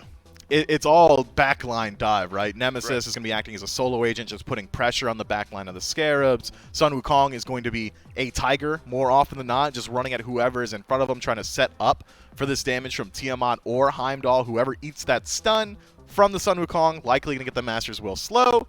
And then like 20 Heimdall autos are like a stun from Tiamat, and that likely will put just about anybody down. I like this draft from the Kings a lot. But similarly, I really like this Scarabs draft. They're playing their style. This is distinctly what the Scarabs like to do, and it's a lot of aggression on the board. Where do you think the Solar Scarabs draft can win and lose in this game? I mean, I imagine Scream comes to the forefront of my mind, of course, as he does every time for the Scarabs team. Is there anywhere outside of Scream you see as a pivot point for this team, or is it Tsukiomi or bust? I'm keeping my eyes on Stewart, man. You're playing a very aggressive pick that had a lot of buffs recently. Transcendence, his core inside of the build, also has a buff come his way there. And, well, you don't pick Ullr to lose lane. You don't pick any god to lose lane, but you certainly pick Ullr for some of the pressure, the kill pressure that he's allowed. And up against somebody like Heimdall, who has to stand still inside of his Bifrost to teleport away, that means that you've got a very easy target to hit with the axe, the hail of arrows, the bladed arrow, tons of poke potential. You've got healing from Sylvanas, if it is going to be Sylvanas solo. I mean, Terra and Sylvanas do have a fair bit of flex potential. Likely going to be Terra inside of solo lane. Forgot about Terra. Look. I like this draft a lot, man. If it's not going to be the Tsukiomi, it's got to be the dual lane for the Scarabs. Yeah, I think Terra here for SOT continues to show some of his flexibility. You get an aggressive style pick in the chalk in game one. Still want to be aggressive on Terra, but able to do it in a slightly different way here in game two. Look, the Solar Scarabs, the way they played in week one against the Titans, gave a lot of us a lot of hope. Now it's time to bounce back against the Kings team that kind of rolled over you there in game one. Do you like the Solar Scarabs' chances? I do. I'd say 50-50. I'll give it a 50-50 here. You're going to flip the old coin? Well, it's time to see if the Solar Scarabs versus Camelot Kings, can this one go the distance? That's the big question here, because the Solar Scarabs have shown us the ability to stick around in these sets. Even before the big roster changes happen, there's kind of this never-give-up attitude with the Solar Scarabs team. The Camelot Kings as well. On the flip side of that coin, Myth, they're the type of team that can kind of run away with things if the game starts to go in their favor. I think a lot of eyes maybe need to be on Captain Twig and this Nemesis here. In game number 2, will the Camelot Kings win it all? We'll go down to J-Mac and Gore to find out. Thank you so much, Dave and Mifflin. Man, Gore hopping right in here. We expected a lot of crazy stuff when week number 2 rolled around. The 8.9 patch hit. Now we get a Nemesis, though we did get to see Nemesis prior, and we get to see a Tsukiomi, but we saw him prior. It's getting to see all of this now come to fruition kind of as a whole, not just a one-off, maybe something we get to see a little bit more often in these games and maybe in some of these future sets. Yeah, I'm excited to see how the Scarabs change their style. I mean, like, you have to look at it like the Ullr comes back. I don't think it was necessarily a problem for them. I just think that their comp as a whole didn't scale well. You get Raijin, which I personally, like, for the majority of a game of Conquest, I prefer Raijin over Tiamat. Now, late game, I'd probably lean a little more towards the Tiamat, but for anything prior to that and including all of that, I really like what Raijin can bring, and I like the fact that Baronic has switched that. Also, you want to talk about a complete swap in mentality. SOT has to go from Shock, where he's going to get first blood, to Terra, and I think this is going to be a much more patient game coming from the solo laner. You go from a god who can first blood you to a god where you don't really get to do a whole lot until you hit level 2, level 3. But over on this duo lane, we get the Sylvanas, can get some extra pressure for Stewart. Means that he doesn't have to maybe use as many abilities to clear some of these waves out. Those AoE attacks that come from the Sylvanas are going to help them get a little bit of extra lane pressure, and they do so. Able to seal away one back Harpy camp. Important to note, both Baronic and Inbound using the best skins on their respective gods. You got the Gorilla Raijin, and you got the Bob Ross Sylvanas. I'd say those are the best skins on those gods. I'm trying to think. The only other skin, and I prefer the one that Baronic is running, but like the heavy metal Raijin's pretty cool. That is a good one. I can't think of the last time I used anything other than the Bob Ross skin for Sylvanas, and I could not, for the life of me, tell you what other skins he has. I'm going to go ahead and say you're right. I think that's the one I use. He's got the High Noon, which is like the cactus one, which is good. That's a he's good got one. he's got like the apocalyptic one where he wears like the gas mask and it's like that's a good. Man, wait, hold on. Sylvanas is kind of stacked. Wait a minute. Sylvanas has Hold some on. good skins. A lot of these guys have some really good skins, but into the duo lane. This one's got a smiling Grover. That's all that's just the win altogether. I mean, also, pause. I want to throw this out there because Okay. people didn't know it. Grover is the name of the tree, guys. Right. I'm going to reiterate that. I want to make sure this gets hammered home. Grover is his tree. Grover is the tree. Sylvanas is the guy throwing the basics inside the tree. Yeah. But Grover's the one who throws everything else. You know, he pops the wisps out of himself. He slams down the ground to bring He's got the a little ultimate. owl in his chest. He does it. He does? Yes, there's a little owl that lives inside Grover's chest. I can't more remember you his know. name. The owl does have a name, The more you know. and I'm a terrible human who doesn't know it. The more you know. Maybe we'll get to find out one day. Maybe somebody can get Someone that tag information Ajax. He's for got us. it. Yeah, Ajax might know. Somebody's bound to know what the name of that owl is. But it's going to be a purple for purple trade out here. Genetics will solo the back camp or the purple buff on the Scarab side of the map. It'll be Stewart and Inbound taking theirs on the top side of the map. No blood spilled just yet here around 3 minutes, and gold is pretty much dead. Even experience, even across the board. Nobody has really made any waves towards trying to get any kind of major leads so far. Honestly, I like this. What you're seeing from the Kings, like this duo lane is just by merit not going to be able to keep up too much. Oh my god! Oh my lord, the damage! The full combo from Stewart plus the damage coming from Inbound. First blood goes away. The Scares, we were just talking. Nothing's happening. Nothing's going on. Inbound misses the pull, but then they turn around and get a big pick. I'm at a loss, man. That was fast. That was a lot of damage to be dealt in such a small amount of time. Plus, they kept Netroid from using the Bifrost for a disengage. Really good control from the Scarabs to make sure that the Hunter for the Kings couldn't get out of here. I was just about to talk about the fact that they should be out-pressuring the Kings duo lane no matter what, thinking, okay, yeah, they won't leave the tower, and there's no reason for them to because, I mean, look, you're looking at an Uller and specifically a Sylvanas. You're going to have some struggles if you're Heimdall going up against them. Even having some cleave autos isn't going to be able to help completely clear away that lane fast enough. I did not expect the follow-up damage, but that goes to showcase exactly why, first off, this Sylvanas can be such a good pick. A lot of good CC and a lot of good damage. The healing is great. Oh, Scream! Netroid is getting bullied in this dual lane. Scream has been hanging around this side of the map for quite some time now, and finally, the fruits of his labor will pay off, and it will be a kill going his way, teaming up with Stewart. That first kill, a lot of that just comes from the fact that you get that protection shred from Sylvanas in his first ability. You hit that root, immediately you shred their protections and get a lot of extra damage. Even those early couple of prots that you get base are just enough to keep you alive sometimes. But great execution from the dual lane so far out of Solar Scares. They net themselves 2 kills and about a 400 gold lead. Now looking to invade the purple buff one more time. And I like this. Flex what you have, and what they have right now is a lot of easy early game pressure. Plus, and this is something, you would not drop your own purple buff for Sylvanas. But I like the fact that Sylvanas is getting the purple buff because it's going to help that clear even more. He's going to continue that aggression, and they have such good early game aggression all around. I mean, Tsukiomi, Raijin is going to be a good combo in the mid lane, although we haven't seen a lot of pressure because it's Tiamat on the other side, not the easiest to kill off. And you get really good pressure in the duo lane. I wasn't admittedly expecting 2 kills to happen on a Netroid, but the fact that they got them is even more of a bonus towards the Scarabs. I like the way they're approaching this early game, but it still hasn't really amassed a huge lead for them. And so I want to see it start translating into objectives. They just had the Kings cleared the Scorpion on the right-hand side. So I'd look at this left-hand Scorpion in the Gold Fury pit, try to clear that, get the Gold Fury spawned up, and continue rolling forward if you're the Scarabs. Man, we were talking about the days of old in the green room, you know, how abilities used to work, you know, talking about, you know, Chalk specifically, how his ult used to have to require the axe to knock off. But immediately it kind of reminds me of some of this maybe older style of play for some of these other gods. I mean, you throw a god like Sylvanas, where, you know, you're talking about you don't give him the purple buff, but you used to. You used to give Sylvanas the purple buff because having that extra 10% basic attack speed allowed you to get a lot of extra fast clear. He also, way back when, and this is the the dark times of SMITE when he had knockback on those basic attacks. Hey, his 2 used to heal minions. Yeah, they used to do a lot. Damage minions. Sylvanas used to be really, really good, and he's not at that same level maybe so much anymore. But I mean, Sylvanas, if you wanna ever go back and see some of the old of what Sylvanas used to be able to do, I think this is what, like Worlds, like Season 1, Season 2 is kind of where you get to see the dark times of Sylvanas in SMITE. I mean, at one point he could basic attack towers, I think, just outside of the range of the tower line. I mean, this guy was nuts.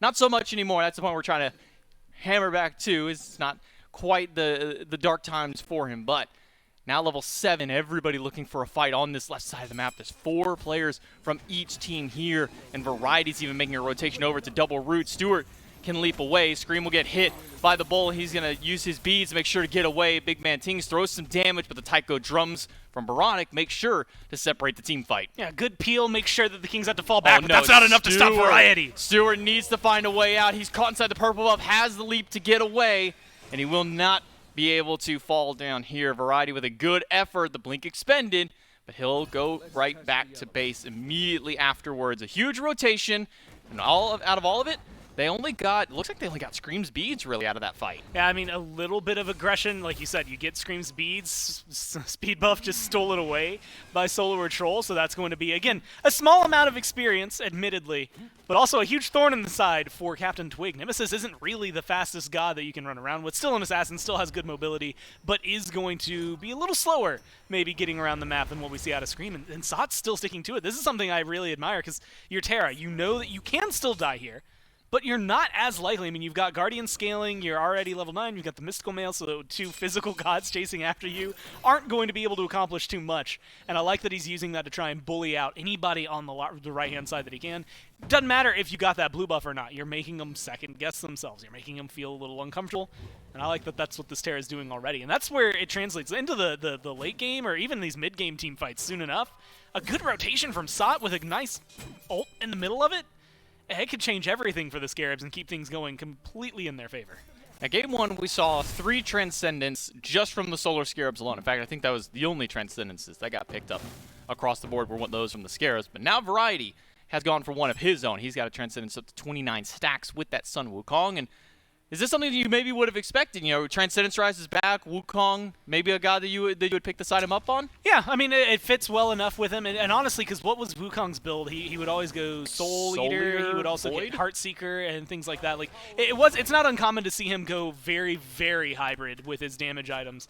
And honestly, I wouldn't be surprised if we end up seeing something like a Heartseeker get picked up in here throughout all of it. It does make him a lot more susceptible to ganks, though.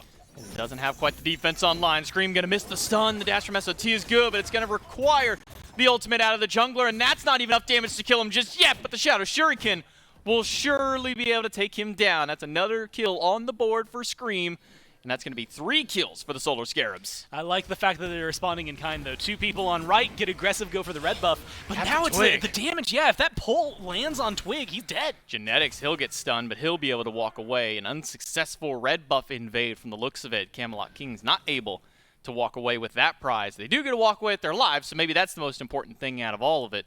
But Baronic is still looking for blood. He'll push Big Man Tings back, and he can make his way back towards the buff if he so chooses to pick that up. Otherwise, it'll just be a mid-camp clear here for the Solar Scarabs. 2,000 gold, roughly, closer towards that 1,500 in the Solar Scarabs' favor. Just here around 10 minutes, and 3,000 gold, maybe the more staggering number for this team. Yeah, 3,500 experience is such a huge chunk in their favor. Sot has a decent lead, just 1 level, but it's 2 levels in the jungle. They're going for a Pyromancer. Pyromancer started right at the 10-minute mark. Variety's going to try and slow them down. Hasn't been burned just yet. The Kings do manage to steal it away, and now SOT in danger. He'll have to run as fast as he can, but it's inbound, caught in the midst of it. The Lone Tree has no escape path.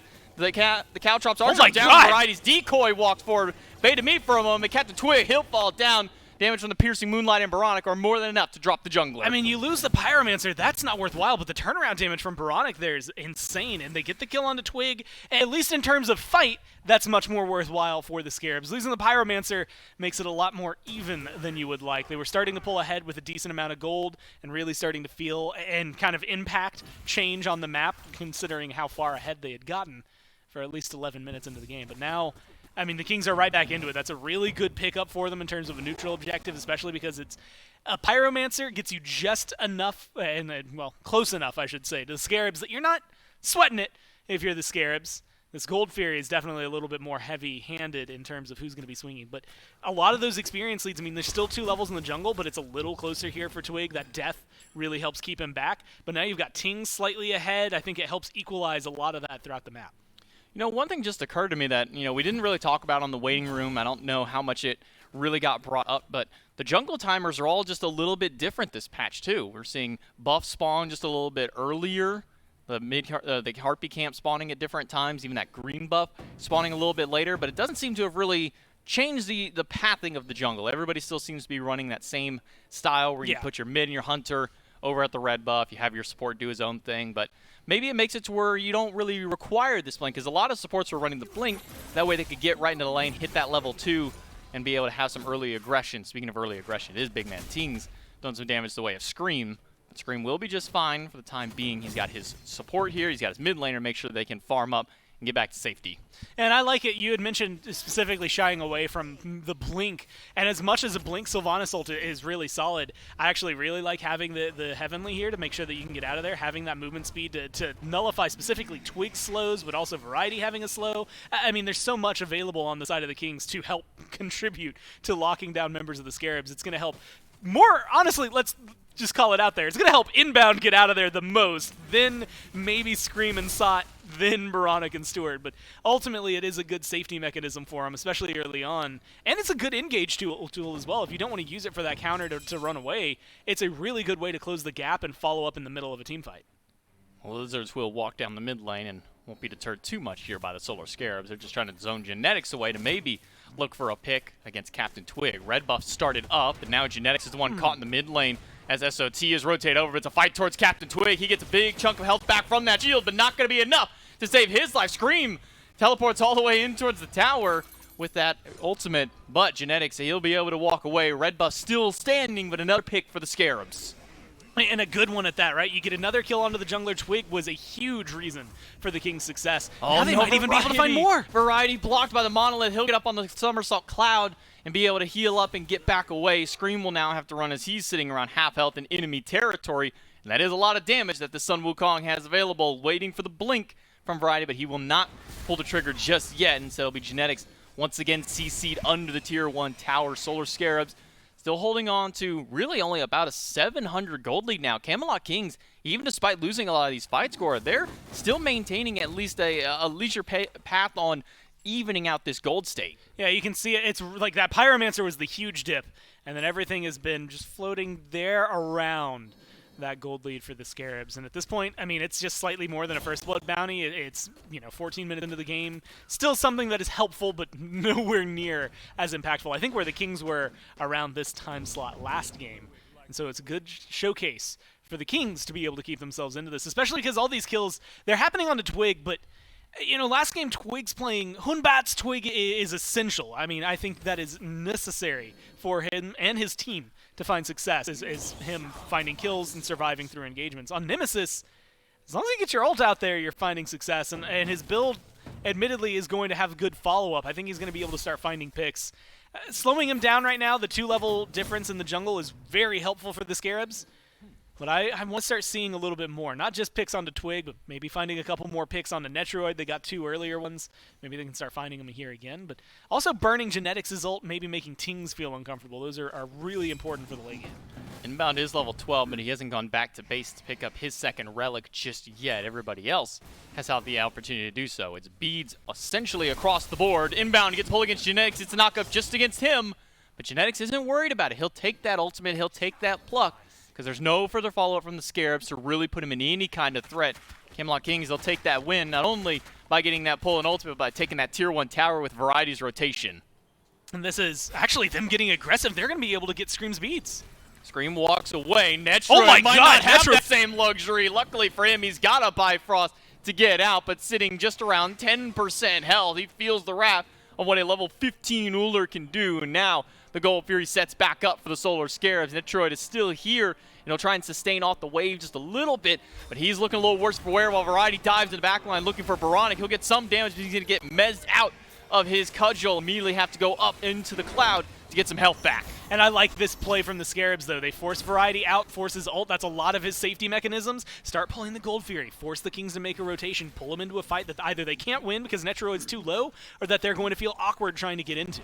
Gold Fury is down to nearly half health. Variety and Netroid are still waiting around to see if they have an opportunity to steal or go for a pick. Genetics down to half health. Scream is chasing him out. The walls come up for the Gold Fury. That'll be a secure for the Solar Scarabs. But will any of the Camelot Kings be able to make it out? Netroid's got a Bifrost. Variety doesn't have the ultimate, and the bird gets canceled out by a Scream as he dives right in and picks him up with not just the piercing moonlight, but the damage after. I mean, that is a good kill, good swing for the Scarabs. What has been a rough game for them, not in the sense that they've been suffering, but they just haven't been able to pull a massive lead in their favor. They've been able to do everything right. It's just slowly but surely chipping away and getting something on the map. Now they get a tier 1 tower, they get that Fury, they get a kill. It really opens up a conversation for their success. Finalizing the stacks on Stuart's Transcendence as well. It should have enough gold that we expect to see this mace. It was Jotun's last time that he had instead of the Crusher, and those two probably just swapped in the build as of right now. And based on the damage he just did, I'm not going to be complaining at all. He is absolutely hitting much harder, or at least more consistently, than what we got to see in Game 1. And I think that's controlling the Kings in a way that they weren't quite anticipating. I mean, he nearly full comboed Netroid's health bar just by himself. There was a little bit of help there from Scream, but for the most part, that was all Stuart. But even with taking that Fury, the Solar Scarabs, they lose that right side tier 1 tower. That negates a little bit of that gold that they had earned from the objective, but not the end of the world, as we did get to see in the waiting room. That's actually usually the first tower taken, is that solo lane tier 1 tower. And for the Order side, that was another interesting little bit for it. But it's actually the mid-tier 1 that fell first this time, Gore. Mid-tier 1's still there. On Order side. Oh, on Order side. You said that, and I looked up, and I was like, there's still a tier 1 over there. What you talking about? Yeah, no, that is a couple of towers that have gone down on the side of the Scarabs. Not ultimately the end of the world for them, though. I think their pressure right now is really what's winning them out, and they should be able to answer in kind. The fact that they have all 5 members here in mid showcases where I think they're going to be able to find it. But look at Variety. He's going to be scooping up into the back line. That tier 1 tower, Genetics pulled back by inbound. The Taiko drums are going to force the ultimate out of the support. He'll use that only on himself, and he's going to get stunned out instantly as he comes through. Captain Twig trying to find the damage in the back line. Will get it, but Stewart trades him out. Big man Tings diving in against Baronic, and Variety will dunk in the backline. But Baronic is healing through so much of the damage. Stewart, he picks up the double kill. Give him the triple, and maybe even more after Stewart. Looking for a Genetics, but he's not going to find anything. Big triple coming out of the Hunter. Oh, but you got minions. Keep going for the tower at the minimum. You've got healing as well. This is a nice, easy push for them. 30 seconds where it's a 2v3. And so maybe not enough to get a Phoenix, but enough at least to get some gold in your favor. Maybe enough with these players alive, Scream spawning up. You could start up a Fire Giant. I don't know. Inbound's kind of low. Even with the healing, that might be calling for a little bit too much. But I love this play. Go clear out anything and everything in the jungle. Push up the left-hand wave. Spend some of that gold. And find yourselves in a very happy controlling medium. I mean, you get a massive amount of gold. Great team fight as well. And a lot of this, look, Stewart's just popping off. This is something like it took a little while, and he got kind of bullied in the last game.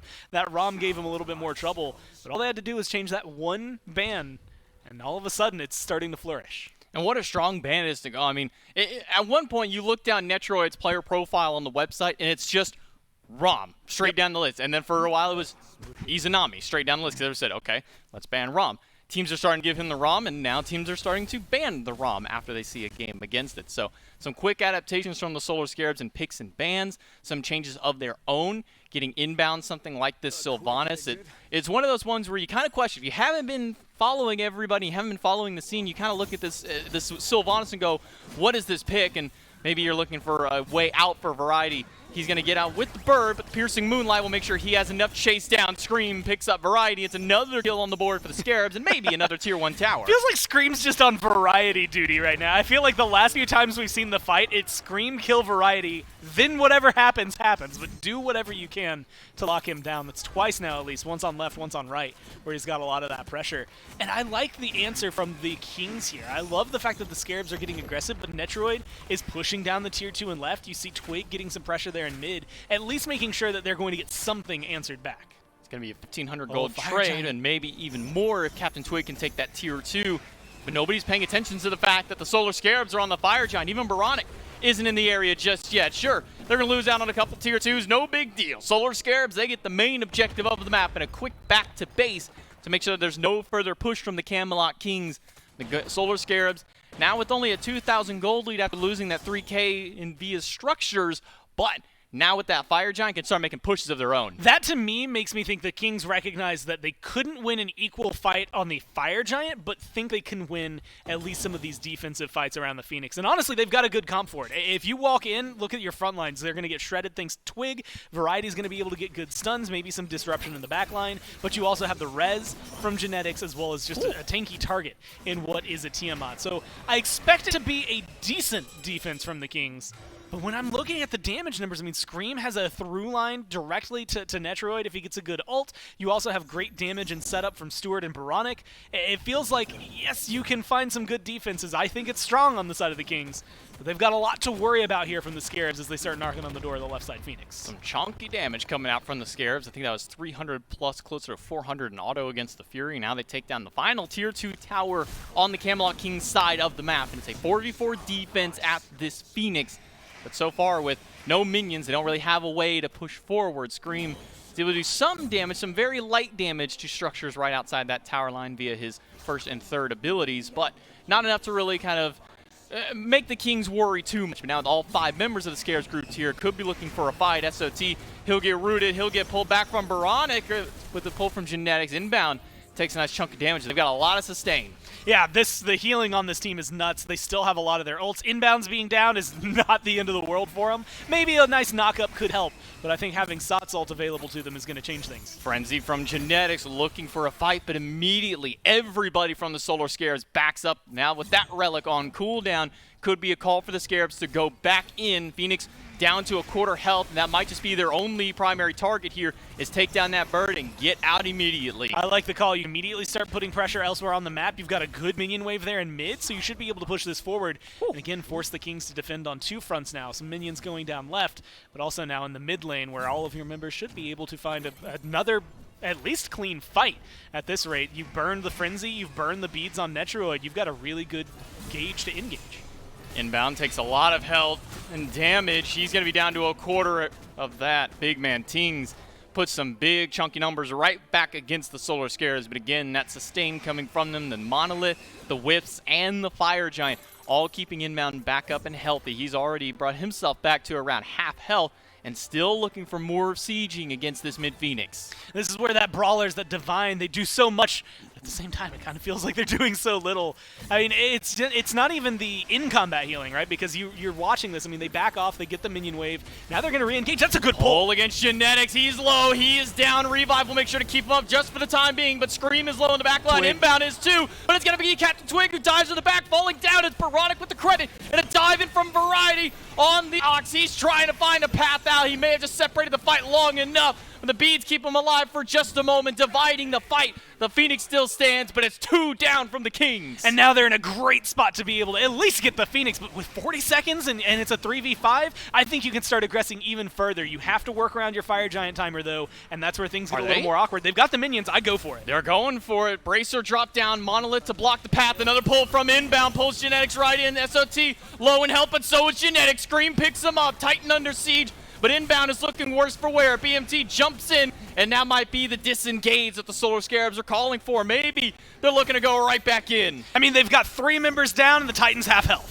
SOT trying to leash it around. Scream is still full health. Netroid and BMT might not be enough of a defense. Solar Scarabs turn it around in game number 2 to bring us to go to game 3 and try and go the distance. Honestly, very similar to the way game 1 went, just opposite, right? I mean, the Scarabs really early are finding control. If they get that Pyromancer as opposed to the King stealing it away and they get the fight afterward, it probably is a little faster for them, but they find a lot of good neutral objectives, a lot of good fights. They shut down Netroid early on. That helps Stewart get onto a pedestal and really stand out for the rest of the game, but you also have a much larger impact in the jungle here. Scream was 10 times more impactful this game than he was in game number 1, and on the flip side, Twig was 1/10 impactful as he was in game number 1. You didn't get to see a lot out of the Nemesis, and you got to see a lot more out of the Tsukiomi. So if the Scarabs can kind of go through that kind of gameplay again, they're looking great.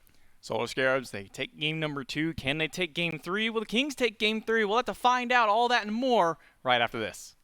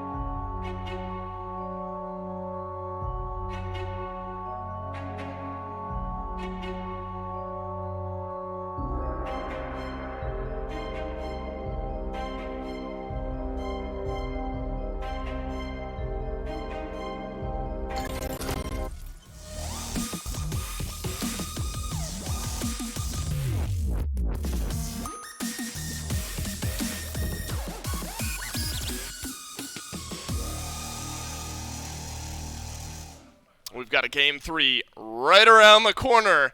And right behind this camera, I do have to admit, PBM, fresh mustache look, just walked into the studio, made eye contact with me, and I am completely at a loss for words. That's right, the Dragons are in studio, so are the Bolts. That matchup coming up after the conclusion of this one. Is he coming over? Oh, my God. No, you can come to my single. Wait, he's over here on this side of the desk. Well, why he don't knows you how just it sit down? works. Wait, you can, like, desk He's through casted this. before, you know. He could do this job. Thanks, Mike. See that you doesn't later. make me feel good about my job security. That's right. He'd be taking your job. Mike is in studio as well as the rest of the Dragons and the Bolts after Game 3 myth of the Solar Scarabs versus the Camelot Kings. Looked like might be lopsided after Game 1. And then the Scarabs do to the Kings what the Kings did to the Scarabs here in Game 2. It was lopsided. So it looks lopsided in Game 1, and then it's lopsided in Game 2, just inverse this time around. So I guess it all evens out. Yeah, there's not going to be any close-knit games, it seems like, within this set, right? Both have been blowouts so far. I think the main difference for the Scarabs this time around was that Scream was allowed to play something that he's a little bit more comfortable on. 5, 1, and 6 for the Tsukiomi. This guy was controlling the pace from minute 1, really. And I think that's why in picks and bans we were saying, look, Scream on these assassin-y picks, he looked great on the Warriors when that was the meta, don't get me wrong, but when Assassins kind of rounded this corner at 8.9, we're thinking Scream's the guy who's gonna really skyrocket up, and the Tsukiomi looked great here. And so I think some flexibility is what's important here for the Solar Scarabs. If they want Scream on something a little bit more Warrior-esque, we know we have some confidence there, but if you need the hard carry Assassin jungler, Scream can do that here as well. So now we go down the stretch here, Miff. You're looking at Game 3. If you're the Scarabs and the Camelot Kings, picks and bans will be interesting strategy-wise because unchanged so far for the Kings, taking a couple shots at Scream. Solar Scarabs have taken a couple shots at Genetics. Remember, you take the Rom away here in Game 2 instead. Netruid has to go to the Heimdall. This kind of chess match now culminates here in Game 3. If you're the Kings, though, I don't know how confidence or how shaken your confidence might be after game number 2. Maybe after what Scream just did, you need to consider taking away Tsukiomi, some of those assassins a little bit earlier. Yeah, you said they shot a couple shots towards Scream in the bans. I'd say you need to unload your clip at this point, man. I mean, just let that Draco rain, all right? I mean, ban out the entire assassin tree if you're allowed to, because legitimately, I think Scream has that kind of pull inside of the matches here. He dictates the pace so well, but if you can remove the Tsukiomi, get rid of that Bastet, maybe take your eyes towards the Thor, we've seen that Scream will fall back towards things like the Gilgamesh, the Erlangs, the Osirises, and, well, it was a distinct quality drop in those picks. What do you think here, Miff? Let's answer some of those questions. Solar Scarabs still in that first pick slot. Kings still in that second pick slot. So Tiamat has kind of ping-ponged back and forth. When Terra was available, that's when the Solar Scarabs picked her first. And then that left Tiamat open to the Kings over on the other side. So the ping-ponging could continue here. No surprise. I always chuckle. I like to look at the bans against these specific teams. No surprise that Genetics is taking a 66% ban rate on the Terra. Khepri up there as well. Maybe there's a world where you take both of those away here if you're the Solar Scarabs. But this continued Morrigan presence here, Miff. Is Baronic just that threatening on this pick? You don't want to deal with it? Now 3 games in a row, Morrigan banned out. Yeah, I think that it's just that it synergizes so well with the Scarab's style of play, right? If it's going to be that aggressive, all-in style in the early game based on the compositions, the Morrigan with the Changeling Ultimate fits that style so well. Baronic has a great performance last week up against the Titans, and the Kings aren't going to allow him to try and do that yet again, and instead are going to force him into a more standard mage selection, but Maybe we see Tiamat in that first slot if the Kings don't go towards it. Maybe we see the Scarabs try and do exactly what they did in Game 2 and pick up that Terra in the first slot. It's all up on what the Kings are trying to do. And it's going to be an Uul ban. Wow. There's some respect. Look, Stewart, Game 1 not great. Wasn't great. No. Right? Game 2 pretty good. Looked really, really good on this Uller pick. I think Stuhler is a thing, right? I mean, that's been a... that was his call to fame in the SEC. Right. He's looked good on this pick in the past. Now looks good at the SPL level. What they were doing to Netrioid felt criminal early on in that game, just the 1-2 punch of the Sylvanas and the Uller. And why not keep things somewhat similar here if you're the Solar Scarabs? They're going to take Terra, but then insta-lock Raijin and Sylvanas for the Kings. So Tiamat did not have a great performance in Game 2, and the Kings say, all right, we don't need it. We'll go towards the Raijin. You've got a similar power spike in the late. I mean, you're feeling pretty good in the early, and I think this Sylvanas speaks a little bit more so to what the Kings think went wrong in Game 2. Again, that slight, I think it was worded as a minor rework to Sylvanas, where if he applies that first ability, be it to a minion or an enemy god, it's going to drop a bud that removes your cooldown once you pick it up, is incredibly strong, man. I mean, there was multiple engagements on Phoenix line in Game 2 where Inbound was kind of camping on the minion spawn, dropped his 1 on it, and then just took like 3 seconds off of his ultimate every single time. Yep. It is so potent inside of the late game, and the Kings, they don't want to play against it. They don't have any bans left in the first phase. Might as well use a pick as a ban. This is very niche, Myth, and actually maybe the reason I'm bringing it up is because we haven't seen it yet. I was wondering if we would see any Geb, because, you know, Geb received some changes. Cataclysm just straight up does more damage nowadays, but haven't seen Geb just yet. I think then post-PTS, the damage numbers went down a little bit, and so maybe cooled Geb off. But maybe Geb at some point here this weekend. I hope to see it. I know Hindu hopes to see it. Though he loves Geb, so maybe he doesn't want to see it so it doesn't get nerfed. Who knows? There's a whole world around Geb and Hindu, man. It's Raijin, Sylvanas, and King Arthur. That's the top 3 for the Camelot Kings. You know, it has seen a lot of play over the years. King Arthur, kind of hit or miss, I think, here as of late. But maybe a good front line now between the Sylvanas and the King Arthur to make space for that Raijin. But I can't believe, Myth, that we see Tiamat fall all the way down to, what is that, 5th or 6th pick. Maybe it makes sense. Kings already had Raijin. But should be a fun battle here with Sylvanas and King Arthur making space. Take a peek at these bans, Dave. Thor, Bastet, Hunbots, Robin, all targeting the junglers here. Both junglers likely have their selections ahead of them. So the Solar Scarabs, and particularly Scream, I think, is in a position now where he's going to have to go a little bit deeper into his god pool. Notably, Tsukiomi still available, so could be picked up here by the Solar Scarabs. But, man, I'm excited. With all these bans rolling through, and I said it a lot on the waiting room and coming into this set, I thought that Erlang Shen still would see a large deal of priority in the Ps and Bs. Not the case. He has gone by the wayside. 8.9 clearly has had some large sweeping changes to the jungle meta. Right. But we'll see how deep into the god pools these guys are willing to go now. Still saw Gilgamesh, and that's kind of the carryover from the jungle meta of just last week. Other than that, we've seen more variety in the jungle. The player, who's on the Camelot Kings, by the way, has been out of the solo lane, of course, here in this matchup. Not even a smile there from you, Myth. I thought I was getting one over on you. You played that one straight. So taking some time here to think about our jungle pick. You know, I wonder how much priority the Camelot Kings are going to give Captain Twig here, because in back and forth games now, we've seen one of the 2 junglers get one of these carry-esque, assassin-esque picks out of the jungle, and it's kind of taken the game over. It was Scream on the Tsukiomi in Game 2 that really ran things. It's going to be Captain Twig with that opportunity into Game 3. I am going to openly admit ignorance here. I don't have a lot of personal data on Captain Twig's Tsukiomi. I'm not sure that he's played it so far this phase. They may have just taken this selection because they don't want to allow Scream to have it himself. But that's a double-edged sword, man. If you're putting yourself in a position where you're playing a god that you're not incredibly comfortable with, especially a god like Tsukiomi that kind of has a abstract playstyle. Are you that all-in engage at the Piercing Moonlight? Are you playing this poke role? How are you controlling space with the Caltrops? Legitimately a pretty hard to execute on character.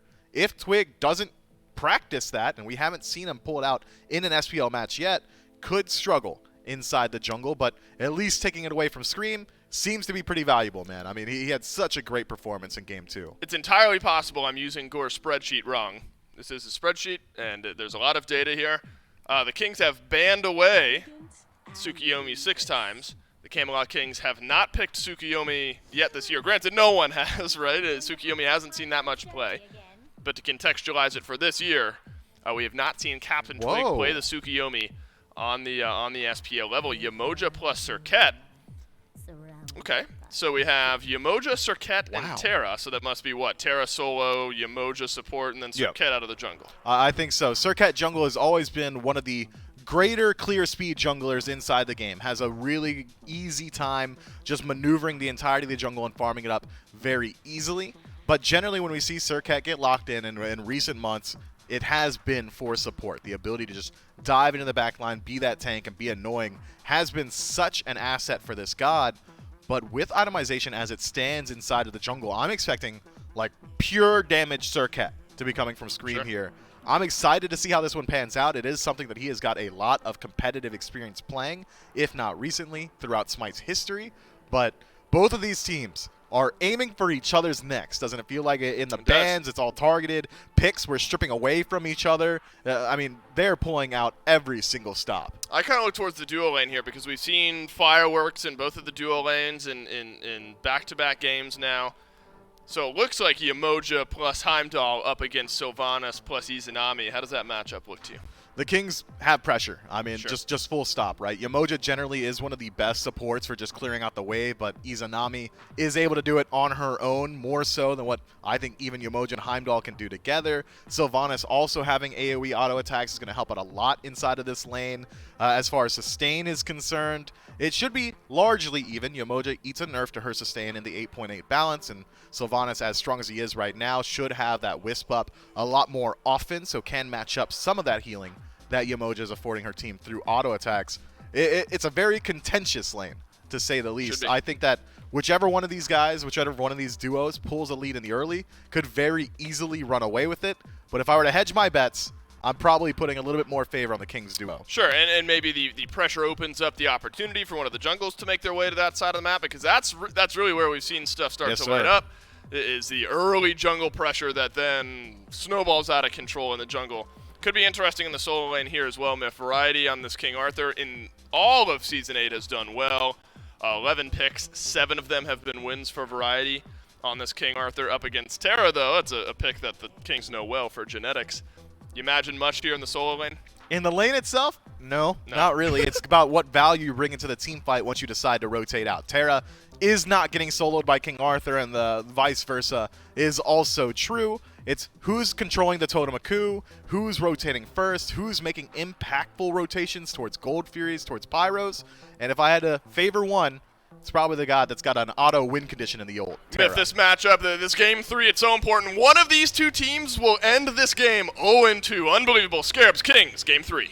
Thank you so much, Dave and Mifflin. Jumping into game number 3, it's J-Mac, Gore, and Doug, as always, to bring us the action from the spectator perspective. And it's an interesting point that we're at here, Goran. Day number 1, game number 3, I guess, technically, of our first set of week 2. We're already seeing people fighting for a Sylvanas, a god who was largely unlooked at, aside from a couple of very small picks here and there before here. I think before it was, only Inbound with a game on it and Aurora with 1 game. Now we're seeing it focused here in game number 3. And I really like this because the Kings, it was a very fun draft segment for me, because for the Corf 3v3, they said, you know what? I really like what you were running, Scarabs. We'll just do that because it works out really well. But I like the fact that you get Sop back on the Terra. I think that feels really good for the late game. I'm really interested to see Twig because he was not very impactful in game 1. Same thing could be said for, in game 1, Twig was really impactful. Game 2, he was not. And it's the opposite there for Scream. And so I'm keeping my eye on the junglers right now to be the game changers at about level 3, level 4, level 5. A little bit of brief pause in the action. We'll try and get right back into it. Looks like we will get right back into it almost instantly. We do see from the solo lane, SOT was bullying Variety out, putting a lot of pressure against this King Arthur, those cleave autos that come from this Terra. Once she has that monolith down, once she has a wall down, really been helping her clear in these early portions of the game. Yeah. But SOT, more than anything, just has that extra sustain. He can stand inside of that same monolith and get a little bit of extra healing back. alongside those autos cleave out those minions. And I'd love to see it like this because you've got a lot of control to help keep them down. Scream's going for some aggression. Big man Tings, he will make it out of there. Scream not going to connect with that Cobra's kiss. So just in time, BMT does manage to make it out, but how much longer will he make it out? Immediately taunted right back, has to use the beads this time around. BMT is safe. As long as he's safe right now. Again, it's going to be interesting to watch. First off, Tiamat has a 100% loss rate in this set specifically. I think she's 50-50 in the grand scheme of Phase 3 as of right now. And that really opens up a conversation. Netroid's taking a lot of damage. Netroid getting low. The Gallarhorn, not enough damage to take him out inbound. Still looking for some basics after, but it's going to be a frenzy and a pull from Genetics. But Stewart is firing right back the bubble. Not enough to take him down, and now it's a skirmish in mid lane. Scream and Baronic are dueling it out against Twig and BMT. Baronic on the worst end of that trade. A lot of actions and a lot of sparks flying already in that duo lane. I'll be honest, Heimdall Yamoja should have decent clear. I'm surprised to see them pushed up as hard as they are. Oh, and the beads used by Stewart as well. Genetics has been on point with these pulls and now forcing the duo lane for the Scarabs to feel a little more awkward on their engage. Inbound's getting some big stuns, some big bubbles, but this time will not come up fruitful. SOT will try and secure his blue buff, but will be unsuccessful in doing so. He'll lose out on that buff. Netroid will lose on a little bit more health. Stun is good against Genetics, but inbound is still very far forward in this duo lane jungle. He'll be able to walk away. Stewart, he's safe from the root and the pull, at least for now, as Genetics already used them trying to take down inbound. And I really like this, I guess, aggression coming down from Netroid Genetics. Look, you've got Sylvanas Izanami. You're going to clear just fine and just quick enough that I don't think you have to be too worried about much. The stun from inbound is the one that is always going to be ever-present and threatening. But until Scream hits 5, you're not too stressed out about the Circuit. But unfortunately for them, that level 5 marks pretty soon. Same thing could be said for that Tsukiomi, both of which I expect to start seeing a little more often in these lanes outside of just mid once they hit that level 5 mark. It's just where Scream puts that pressure. I mean, you can get, especially with the anti-heal shutdown, a really good pick on the Genetics of all people, or Netroid early on. Genetics has no way to escape. The same thing can be said for Twig. It's a lot easier to lock them down by tossing them backwards and then hoping that they're not going to be able to, jump away, dash away, whatever, versus Netroid or Tings, who can just literally dash away and say, okay, cool, thanks, man.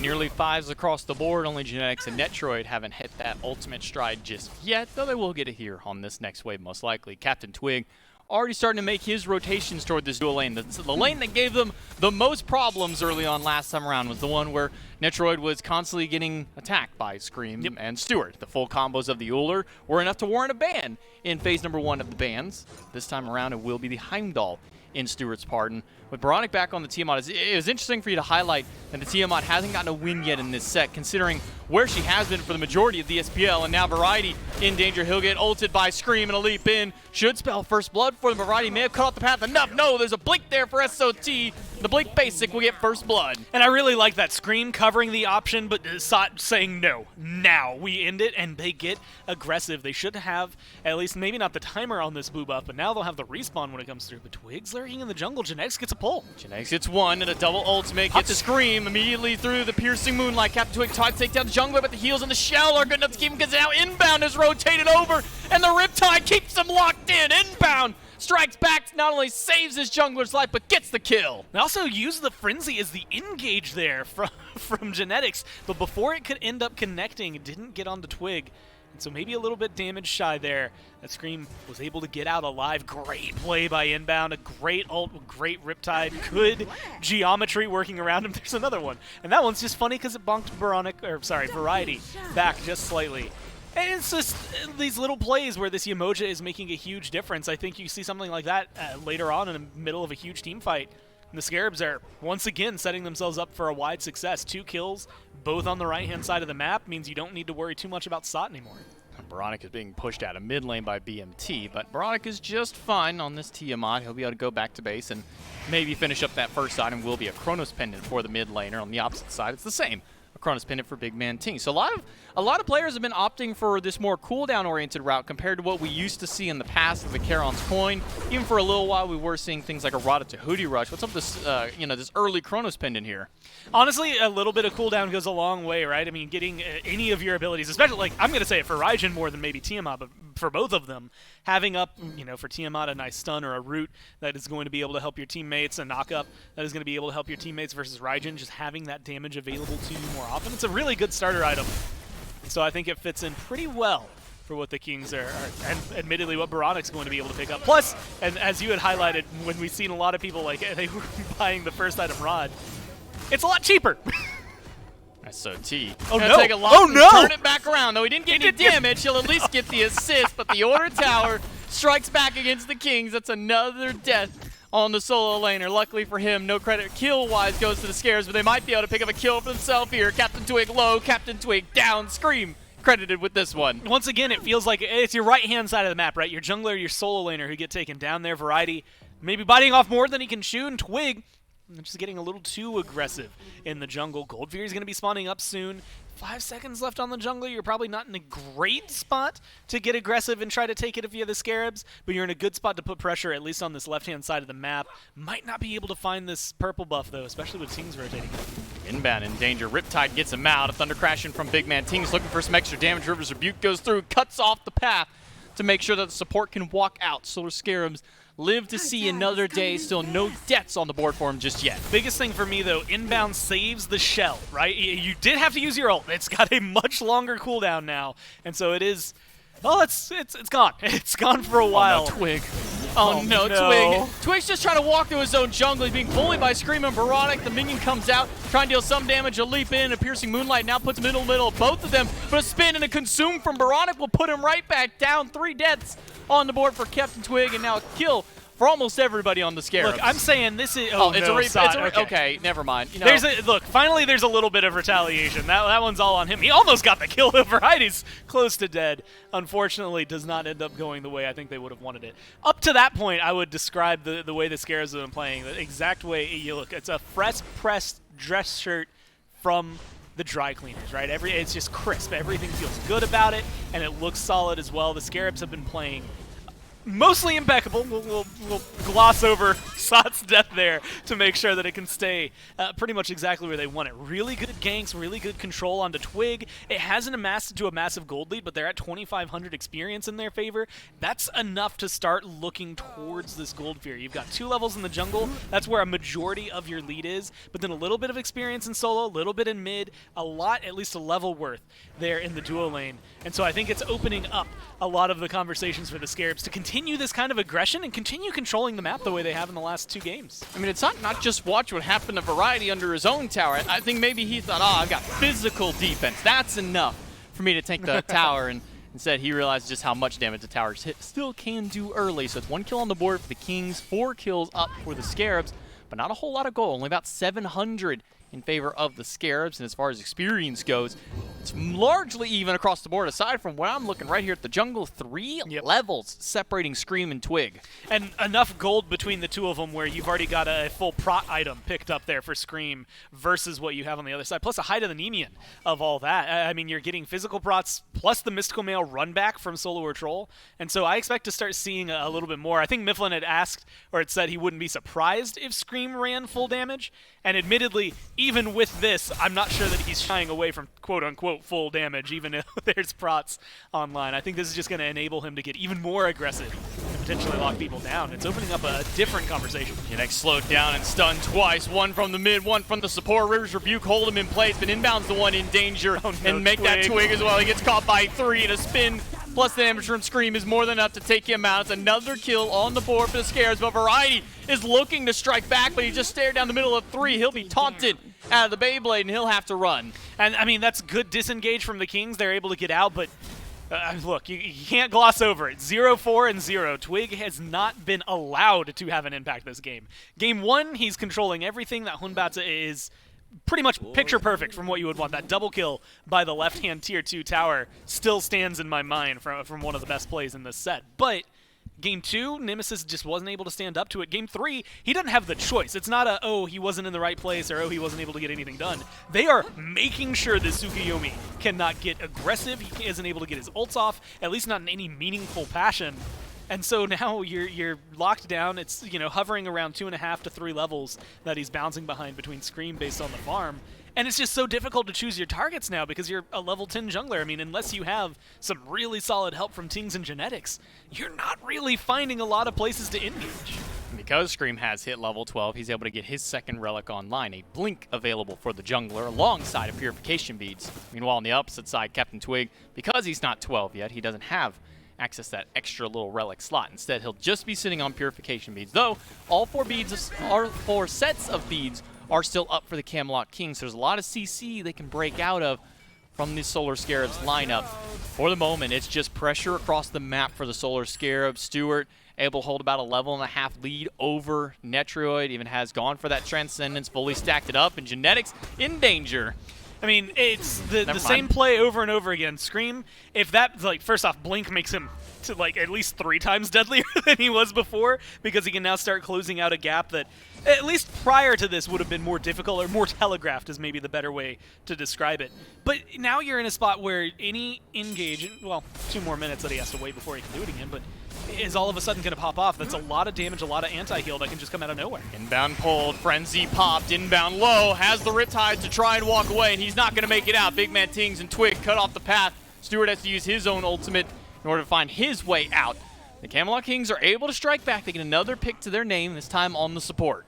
And now I'm interested, because I had almost forgot about this. It's been so long since we've seen Anemian Lion. But the block stacks, as opposed to what it used to do, the just basic attack damage reduction, now having block stacks available for you opens up Scream to be a much more, I don't know if dynamic, I'm trying to figure out what word I want to use. Aggressive player? Like, I mean, he can jump in here, ignore Netroid, although Netroid, as Izanami, might have a little bit easier time dealing with it just due to good attack speed, especially with this build. But it makes it a lot easier to jump in along with those prots to not stress too heavily about it. There's a lot of auto attacks on the other side, but for the most part, Big Man Tings, Twig as well are probably going to hit you with an ability or 2 first. And it's just going to allow him to be a little more aggressive, a little more flexible. And when you start adding in some of these late game compositions, you add in like a Terra ult on top of that, Scream is going to be a really, really just painful thorn in the side for anybody to deal with. I'm just getting like war flashbacks, you know, thinking, you know, right when this item got changed, we saw, you know, Athena and Bellona were kind of gods that could really abuse this item because you get block stacks from Athena, block stacks from Bellona, then you got block stacks from Shell, and then you threw in the Nemean line. It just felt like a carry could never touch one of those. I mean, at that point, it's a block party, but Okay, I'll give you that one. All right, I'll good. show myself out. But Gold Fury started up here by the King Solar Scarabs, trying to find their way in position to get around this.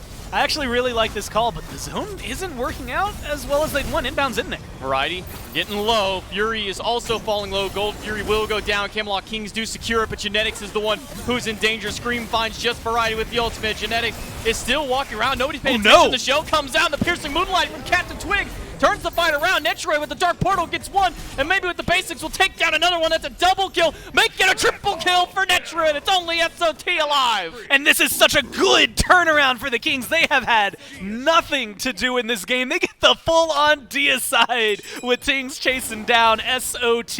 You get the Gold Fury, you get 5 kills, and the worst thing that happens to your team is that Genetics goes down. You are fine with that trade. This was a game that, up to this point, you have to watch what has been happening to Twig. He's been shut down, stopped before any fight, any engagement could truly happen. He was not allowed to be a part of it. Here, he gets a good piercing moonlight. Tings gets tons of damage from the backline, and Netroid just goes uncontested. I mean, that is about as clean of a turnaround as you could get, and now they actually have the lead. And look at this, man. 3,000 gold that they just get from that fight alone. 5 kills, a Gold Fury. Add the gold from Pyromancer. Now they're sitting up over still over 3,000, close to that 4,000 gold mark for the Camelot Kings above the Solar Scarabs.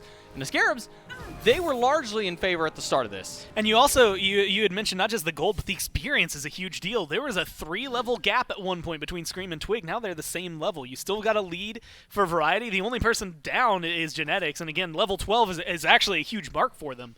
So him not having that second relic is a slight power bump for the Scarabs. But I mean, they've made this game more than equal, now favoring them to the point where it's dangerous for the Scarabs. Genetics is trying to get back towards his teammate, but the Scarabs, they're just leaving Genetics alone. They're hunting down Variety. They stun out one of his multiple forms of mobility, but will Variety be able to make it away? The Scarabs, they're really committing to this chase, but I'm not sure if they're even going to be able to lock him down. And honestly, even if they do, how much damage follow-up do you have to kill the King Arthur right now? He's got enough prod items online. But they do get rid of a lot of those passes on those items. You can see the cooldowns as they're ticking through. So that's at least helpful, right, in slowing down Variety. Unfortunately, they're low enough cooldown that by the time Fire Giant starts to come into this equation, they should be back up. And this is where things get a little more dangerous, I think. The Scarabs still have really good engage and a lot of really good fight. That one going as catastrophic as it did is terrible for them. There's no way to gloss over that. That is definitely not what you want to happen in the middle of your game. But they're no means out of this one. It's just going to be very careful engages and control. They have to figure out how they can get specifically either Twig, Tings, or Netroid locked down a lot sooner if they're going to be able to get that damage. I think there was also a little bit of communication, we'll say. Bobby was in a lot sooner than the rest of his team. Gold Fury goes down, but it didn't seem like everybody wanted to commit at the exact same time. And unfortunately, it leads to stuff like this. Does he make it out of there? Is the Wisp enough damage? No, it's not. Stewart just barely squeaks out of there with only the tiniest sliver of health for the Hunter. But it's Captain Twig, no beads, no ult. Variety here to try and protect his mid laner, but a Riptide and a Rivers from Buke may just sent Captain Twig to his doom. Leap in from Baronic is good to take it. And they lose a tier 1 tower in the process, but they get a good kill onto the jungler. They keep Variety locked down. And depending on the communication, I mean, Stewart manages to live through that. If they had enough DPS, that's where I'd start looking immediately towards neutral objectives. Unfortunately for them, all of the ones that are feasible are down, and all of the camps they could try to steal, well, it's too dangerous to stay too long. Speaking of staying too long, how long do you think the Kings will commit to sitting here to try and pick up Stewart? They're waiting for him to walk by. We can see he's in the jungle, which honestly might be more dangerous for him, but he's got his team around him. It's going to turn into a potential red. Oh, what a pull! Good from Genetics. Yanks him right back in, and there's no way just to keep him alive this time. Big Man Tings gets one. Might be looking to grab Baronic here. He's going to be able to leap under the tower. Tycho Drum just off the mark. The last one doesn't hit, and the heal from inbound. Make sure the mid laner stays alive. But just barely so, and that's going to open up the Kings to be able to get aggressive. A really good pick. Great pull from Genetics and showcases why this Sylvanas is going to be at least as highly coveted. Inbound. Oh, Standing too far forward. That tier 2, not worth your life. That's now 2 down for the Scarab. Scream maybe wants to turn this around. The minion is good, deals some damage, but the ultimate from Scream now on cooldown. The beads used from Ting, so you do get something out of it. But ultimately, the last time that happened, it ended up being a deicide on the other side. So the Kings are more than happy to let that go their way. Plus, look at the respawns coming up soon. There's no way Variety gets this kill. Leave him alone. No, Variety's now low. The knockup is good. Scream misses the taunt trying to pull him back in, but SOT will be able to zone him away. Baronic, thanks to the help of some teammates, is able to stay alive and get that kill, but it's only because his team was there. And the good news is well, they still get an Oni Fury on the side of the Kings, right? I think Variety maybe overstays his welcome a little bit, almost able to take down Baronic. But still, they get the Oni Fury. Pyromancer should be coming up in the next couple of minutes, so they will have that option available to them. This is really starting to look like a easy pivot for the Kings over to a Fire Giant. They've got good map control as well, still have their tier 1. I mean, this is not necessarily desolation for the Scarabs, but Captain Twig, no beads, now no ultimate, and no stun to save his life. SOT chases him down, Screams rotation, enough to pick him up, and a nice little turnaround here for the solo Scarabs. Down 6,000 gold, 5,000 experience as highlighted just previously on the graphs, and you can see their attempt to try and bring that back. Now with that kill, you see that huge spike back up. Now only 2,700 experience and 5,000 gold. About 5,300 separate them. Yeah, I think that, honestly, the experience dip is maybe more telling than the gold right now. You've got a good control in terms of item cost in favor of the Kings. In fact, you've got a full tier 3 in mid once again, 2 levels up as well. in mid for Ting, so a lot of controls coming specifically from the Raijin. Everybody else, a lot of that deficit is made up for in the jungle, in the carries, and, well, maybe not so much in the support now that I see Genetics is level 15 over the 13 for inbound. And that's going to matter more at 17 when he's able to upgrade his starter, but still a nice impact right now. You get a little bit of extra healing. His pulls, his stuns, or roots, I should say, as well as that healing is all going to be, well, it's just a little deadlier, a little more helpful than what we're getting out of inbound as of right now. And so I think we're going to start seeing the Kings, especially with the other neutral objectives gone, focus out the Fire Giant, move over to the right-hand side of the map after they clear up the left-hand side. They've been finding really good picks. See if the Scarabs can keep it going. And they find another. The Scorpion goes down, and that was Variety's one body block Here's the available. Walls come through. He'll be stunned out. His own stun is good for only a short while. Scream does pick him up with the final basics after, but the Scarabs are just going for these small little picks consistently across this map. And I will say, last game, we saw the Phantom come through for Genetics. He had picked it up early on. Does not have that this time. Cursed Ankh instead, which is helpful, especially with Solar Troll also in the game on the Terra. But it is not the end-all be-all. Good ults from inbound really have staying power. Fire started, but it's not a full commit from the Scarabs. They're trying to bait anybody forward that they can, but no one from the Kings willing to bite, no one willing to walk too far forward. Instead, now the Solo Heroes will turn their sights towards the mid-tier 1. SOT will tank it up, and that'll be more than enough to allow Stewart to walk through and punch that tower down. And they can get aggressive. Yeah, knock the tier 1. That it gets rid of one safe haven. Also, nice, like a little bit of gold in your pocket. But I also need to see the Scarabs back soon because they need wards. Look at the right-hand side. Look at the Fire Giant pit. There are 5 Chaos side wards sitting over there. And maybe not too incredibly deep. They're not necessarily catching anything out if the Scarabs walk towards it. But they do see all movement of aggression if they go for a zone. So they're going to be able to catch them out pretty easily.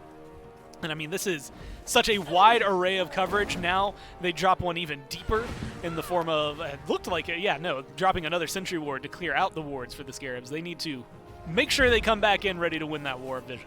There's one thing I was going to check to see if Inbound had upgraded his relics, and he does so on that last back. Now he has a Sentry conversion as far as where it goes for that Bracer. Now it acts as a Sentry Ward, gives them even more power. Now 15% power when you walk through that above 50% health, or 15% movement speed if you're under that half health. But also upgrading the Shell to its max rank, trying to combat maybe with some of what Genetics has with this Frenzy and Cursed Ankh as a combo that he's picked up. And again, also helpful, like Raijin, a lot of abilities that are going to come out at the very forefront, but his auto attacks aren't anything to scoff at. But Twig, Variety, Netroid, after a while, they're going to be hitting you with autos. That's going to be helpful when you have that upgraded shell. Scream trying to find one target. It's only going to be Variety, and he's not going to have a whole lot of damage to his name. Baronic tries to deal some damage with the Cyclone. That doesn't catch him out either. Variety able to make it out, but damage from this mid laner starting to poke through. Variety losing a little bit of health chip by chip.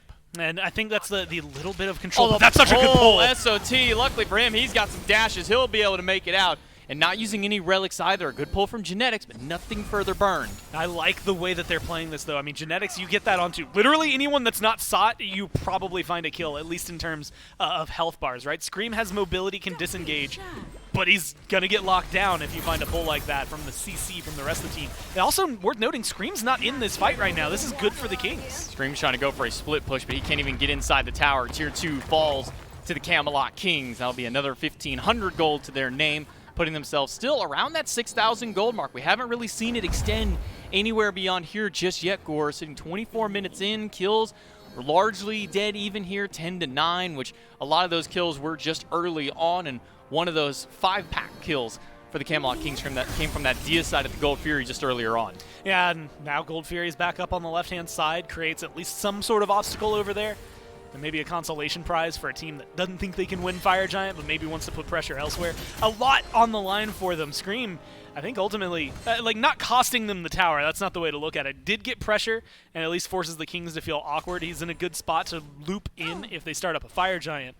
And so it slows them down, but again, maybe not the best case scenario for the Scarabs there, having 2 exposed Phoenixes when they haven't been able to knock down any tier 2s on the side of the Kings just yet. Makes it a lot more difficult to figure out where they're going to get aggressive. But you're starting to see the gold, despite the fact that it is still pretty much the exact same amount in favor of the Kings, not be as heavy-handedly in their favor. It was a full tier 3 item in mid. Now there's just a tiny trinket that's favoring them. You've caught up mostly in the duo lane. In fact, honestly, it looks like Stewart spent more gold on his build, knowing the price of the Aussie and the Ichabal. So, he's got a little bit more of a commitment to it. that is going to help favor them in these fights, at least keep things a little more equal despite the gold disparity. Inbound and SOT tank up the Fire Giant for just a little while, but not going to fully commit to it. And thanks to the help of that Relic Dagger, you have 2 of those Bracer of Radiances dropped at the same time for inbound, so he's going to make sure to have 2 different points of contention. But now, with the timer coming through, that will be a drop on one of them, but he still has the other one nice and healthy, available to them if they need this fight. But neither team willing to bite too hard against this Fire Giant just yet. All of the Mace Tree picked up here for Twig. He's got the Heartseeker online. If Twig can make it to Scream, Moronic, Stewart, they're dead. It should be pretty easy for him to burst them down. And so that is the opening conversation. First off, Terra ult is such a great win condition in these late game team fights. Sot's level 12, and they've got it available. Whether it's thrown on his team or the other team doesn't necessarily matter. It's a huge boon for the Scarabs to have that, as well as keeping your eye on the blue diamond. As inbound has his ult, then that at any point can change the fight. Variety diving in the back line, only finds Baronic, and now Genetics pushing forward, but he misses the pull off the landing immediately. Baronic down half health, looking for a way out, but he gets knocked up and taken down. Genetics picks up one instantly for the Camelot Kings. And that might be one of the best kills you could have gotten there. I mean, inbounder Sot slows down the Scarabs, but they still put up a fight. Maybe they can jump back in, but that Fire Giant's falling fast. Inbound is here. He'll throw out the bubble for some damage, but now with the Frenzy pop, the Camelot Kings will take the Fire Giant. And will he be able to take the fights after Variety finds a stun against 2, Stewart and SOT, trying to find a path out, but Variety is eating so much basic attack damage from a Stewart. And now they can get aggressive again. 2 exposed Phoenix on the side of the Scarabs. This is a great play and a great place to be for the Kings. Scream not in the fight right now as well. He's going to be forced to back. They've got 20 seconds without a mid laner. This should be free. Yeah, Phoenix is gone. There's nobody there to defend it from the Solar Scarabs. That bird as good as gone. That'll be down for just a few minutes while the Camelot Kings regroup. Only 1 tower left on the map. Pyromancer and Fire down. Only that Gold Fury as neutral objectives left standing. Moving into these next few fights as well, defenses from the Scarabs, they've got a good comp for it for holding, but they're also missing the beads on Baronic, missing the beads on Stewart, and that's going to be helpful for the Kings being able to get aggressive. Everything save for the Frenzy is up for the Camelot Kings right now. They didn't have to use that Cursed Ankh. Honestly, I'm not sure I've had to see them use it since, well, at least since a while ago. They've been able to find a lot of aggression, but that's going to be even better for them going into the siege. It gives them 8 seconds where inbound and Sot aren't going to be able to find that healing. Ultimately, it's still going to be problematic. The proximity of the fountain on a defense for the Scarabs is going to cause trouble. And I like to see this, though. Get proactive when you recognize things are going to be just bad for you. I mean, this is not a good spot to be in. You're almost 10,000 gold down. You've got a right-hand Phoenix down, but your minions are pushed up. You just got a Gold Fury. And like I was saying, like especially if they take too long, you don't have beads, but you've got a good defense comp. I think the Scarabs can hold on a little bit here. Baronic and SOT will take down the Greater Scorpion. It was a Gold Fury that fell for the Solar Scarabs. They're trying to sustain themselves just a little bit as far as gold is concerned. They are down about an item across the board, just about mid lane. Down a full item, support down a tier of an item, and Netroid, not sure if he just didn't spend a whole lot of gold when he went back. He upgraded his starter item, but didn't go for anything beyond there. So a single mace Stewart has over his opposition. But the Camelot Kings don't care about that. They're waiting for the fight. Tier 2 tower goes down on left side. Now, again, 3 exposed Phoenixes, they're looking for left, and it's taking a little while for the grouping from the Scarabs to come up here. But I like their defense, especially with Solar Troll looking at the ults available to them, and with no Phantom on the other side, Inbound and Solar Troll can be the game changers for this fight, for the Scarabs. But depending on how the split comes from the Kings, and specifically who can find maybe an opening kill here, and I'm looking at you, Twig, can really change the pace of this game. If Twig or Scream are able to initiate this fight in a completely convincing manner, then we're going to see it pivot heavily in favor of whichever team gets that kill.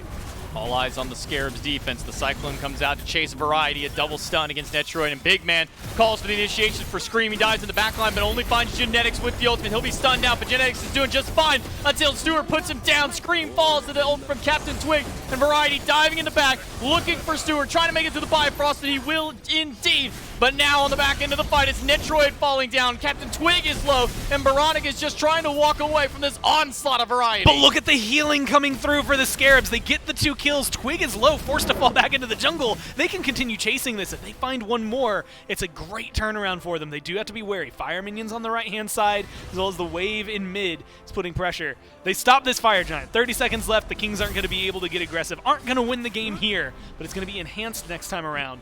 they're going to have to be careful because Variety and Tings are still looking for more. Variety is back, get some damage against inbound, but there's no Hunter available to them, so that's going to be a lot of their Phoenix push stripped away from the Camelot Kings. A nice pick from the Solar Scarabs to take the Hunter and to take Genetics early in the fight. Genetics has hit that level 20. It's important to note now with the new passive of Sylvanas, when he picks those pods up, he'll get 1 second off of his cooldowns when he picks a pod up, as opposed to the 0.25 he was getting previously. So a huge power spike here for the Sylvanas in the midst of these fights. Yeah, 1 second off your cooldowns at any point is going to be helpful. And you give it to the guy that has such a, well, and first off, Genetics has been hitting a lot of them. The great pulls, as well as all of that healing that is available, I think it should start helping out the Kings a little bit more. But you can see, again, the defense from Inbound and SOT in a good fight really, really locks down the Kings and isolates exactly where they're going to be able to find a lot of their control. Beads still available right now for Tings, and Tings has not died just yet. He is the one that I think if you can get some pressure on, if you can get rid of, then maybe the rest of the Kings come collapsing. Although I liked that initial play as well. If you can only grab Genetics, still grab Genetic, kill him off, get him out of there, and make it a 4v5. Variety putting the fear of God into Baronic as he tries to walk forward and Scream looks to get something happening for his team, but he gets picked off in the mid lane, and that's one down for 60 seconds from the Solar Scarabs. Camelot Kings, they can start surging right towards this Fire Giant that's set to respawn. I can't think of a worse time to have your jungler go down. 45 seconds by the time this Fire Giant respawns that you're just not going to have Scream. And now Inbound and SOT are isolated. Inbound gets picked up by the Excalibur's Wrath and slammed right down into the Tycho drums. Netroid credited for the final hit of the kill. Baronic is trying to turn some of the damage back against Variety, but him and Genetics are doing just fine. And right back to the Fire Giant, this now enhanced Fire Giant that is respawned. This is just, I mean, that's a tale of two bad positions from the Scarabs. Just not able to get anything done. Inbound, isolated. He's alone. Maybe not necessarily a bad spot, but no teammates around to help until it was too late. And Scream just way too far up in the mid lane. The Kings capitalize on all of that. And now with an EFG, they should be able to have no trouble taking down the right Phoenix. And they still have 4 seconds until Scream, but 20 seconds without Inbound. They might be able to find a second. Could just immediately grab this right side Phoenix, and there's not going to be any contest by the Scarabs. Scream just now respawning. He'll only now make it to team fights. Inbound is 7 seconds away from coming back in. The Kings are not looking to slow down mid lane. Phoenix already being shredded away, and the Scarabs have no defense for it. I mean, this is exactly how you want this to go if you're the Kings. They have maybe a little bit more of a defense, a little bit of bite back on the Scarabs, but what are they going to be able to do? They can't come contest this. Primal Fury, they've now got 2 waves of fire minions that are going to be walking down their lanes that they have to deal with. They're lucky you didn't take the speed, you didn't take the green, that there's some farm and maybe experience for them to be able to scoop up there. Inbound still level 18 as of right now, because he wants to hit that level 20 mark relatively soon, at least to get things equal on that footing. But you also have to look at, I mean, how difficult it's going to be to break the base for the Kings. They did knock open, those Phoenixes are the most helpful for them in terms of distracting. But they also have to find a really good pick, and unless Genetics gets a pull, you're not going to get anybody, barring them getting too aggressive, out of position on the side of the Scarabs. And so Genetics becomes a very, very big, heavy-handed player. You also have both relics now up for all of your carries on the Kings, which makes it a lot safer for them to continue getting engagements. Even if they're right next to the Phoenix line, even if they're under the Phoenix on the left-hand side, they have all the safety in their side of the court. We'll talk about some extra protections. Inbound picks up a Spirit Robe, so now when he does, if he's the one who gets pulled by Genetics, we'll get a little bit of extra damage mitigation thanks to the help of the passive of that Spirit Robe. But with only 1 Phoenix left to defend, the Camelot Kings are going to start making their group up towards this left side to try and fight back against the defense of the Solar Scarabs. Baronic clears out 1 more fire wave in mid, but there's another one marching right up behind it, while the rest of the Kings, they're pushing up these waves and starting to get grouped on the left. And I like this play. I mean, first off, Variety is in the base as far as he is concerned. He is standing right next to the mid-Phoenix, and that's going to be an easy loop around for him, especially with his blink up. Captain Twig caught ultimate from Scream, and a River's Rebuke throws him right back in. Twig is trying to find a way out, use the Piercing Moonlight to try and make his escape, but he gets thrown right into the middle of all 5. Stewart it's a good kill. Is the one who gets the kill. And that's a minute without the jungler now, but with EFG, they can still get aggressive for the Kings. Minions fall down. The big man Tings takes a little bit of damage, but the minions are already pouring in the throne room. Solar Scarabs are going to have to send somebody to defend, and it's going to be Baronic to go back and make sure those minions don't start taking away too much of that the Titan's health. And it keeps it 4v4. Stewart already forced to beads. This might be a good turnaround for the Scarabs if they can get aggressive, but they just need a pick, and they have to wait for Scream's ult to come back up. It's too much of a game of patience. Maybe the Kings have to back off here, but with the minion waves, especially where they are in right and mid, it's going to keep the Scarabs distracted. They got to keep somebody to defend against them. Pull from Genetics finds Inbound. He's going to get hit by the Tycho drum damage. Inbound able to get away for the time being. Oh, no, Only a Scream. quarter health, but Scream does not make it out. He'll fall down to Netro. It's a 1-for-1 so far in the elongated engagement for these two teams. But with that stun and with the root from SOT trying to keep them back.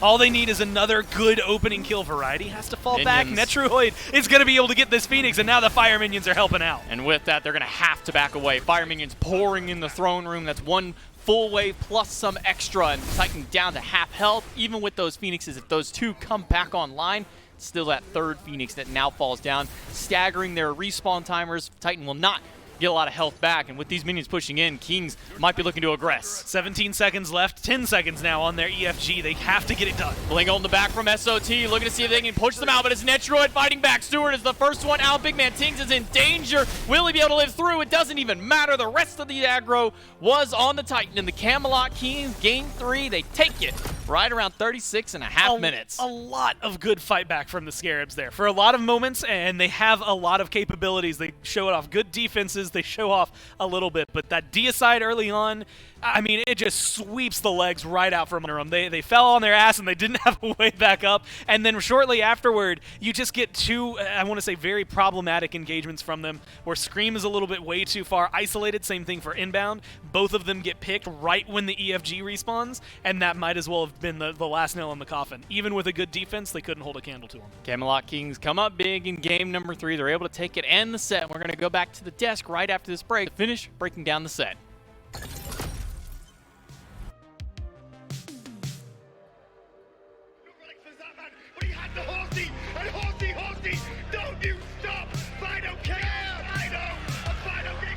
I gave up dabbing for Lynn.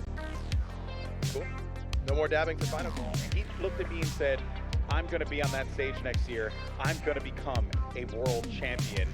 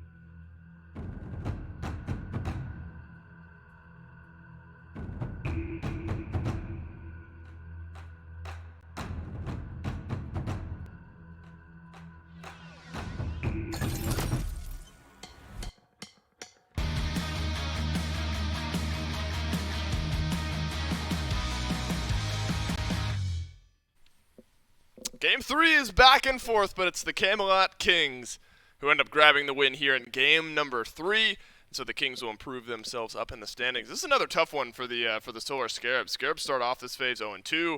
Now back-to-back 3-game sets against top 3 teams in the league, you could argue, if you're looking back at phase 2 standings. So the Scarabs look improved.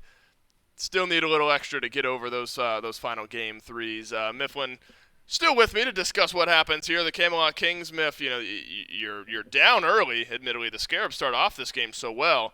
There's kind of this one pivotal team fight around the Fury, and they're able to take things from there. Yeah, the Camelot Kings were able to establish a pretty commanding lead around that Gold Fury engagement. I believe it was around the 12, 13-ish minute mark, somewhere in there, in the early mid-game.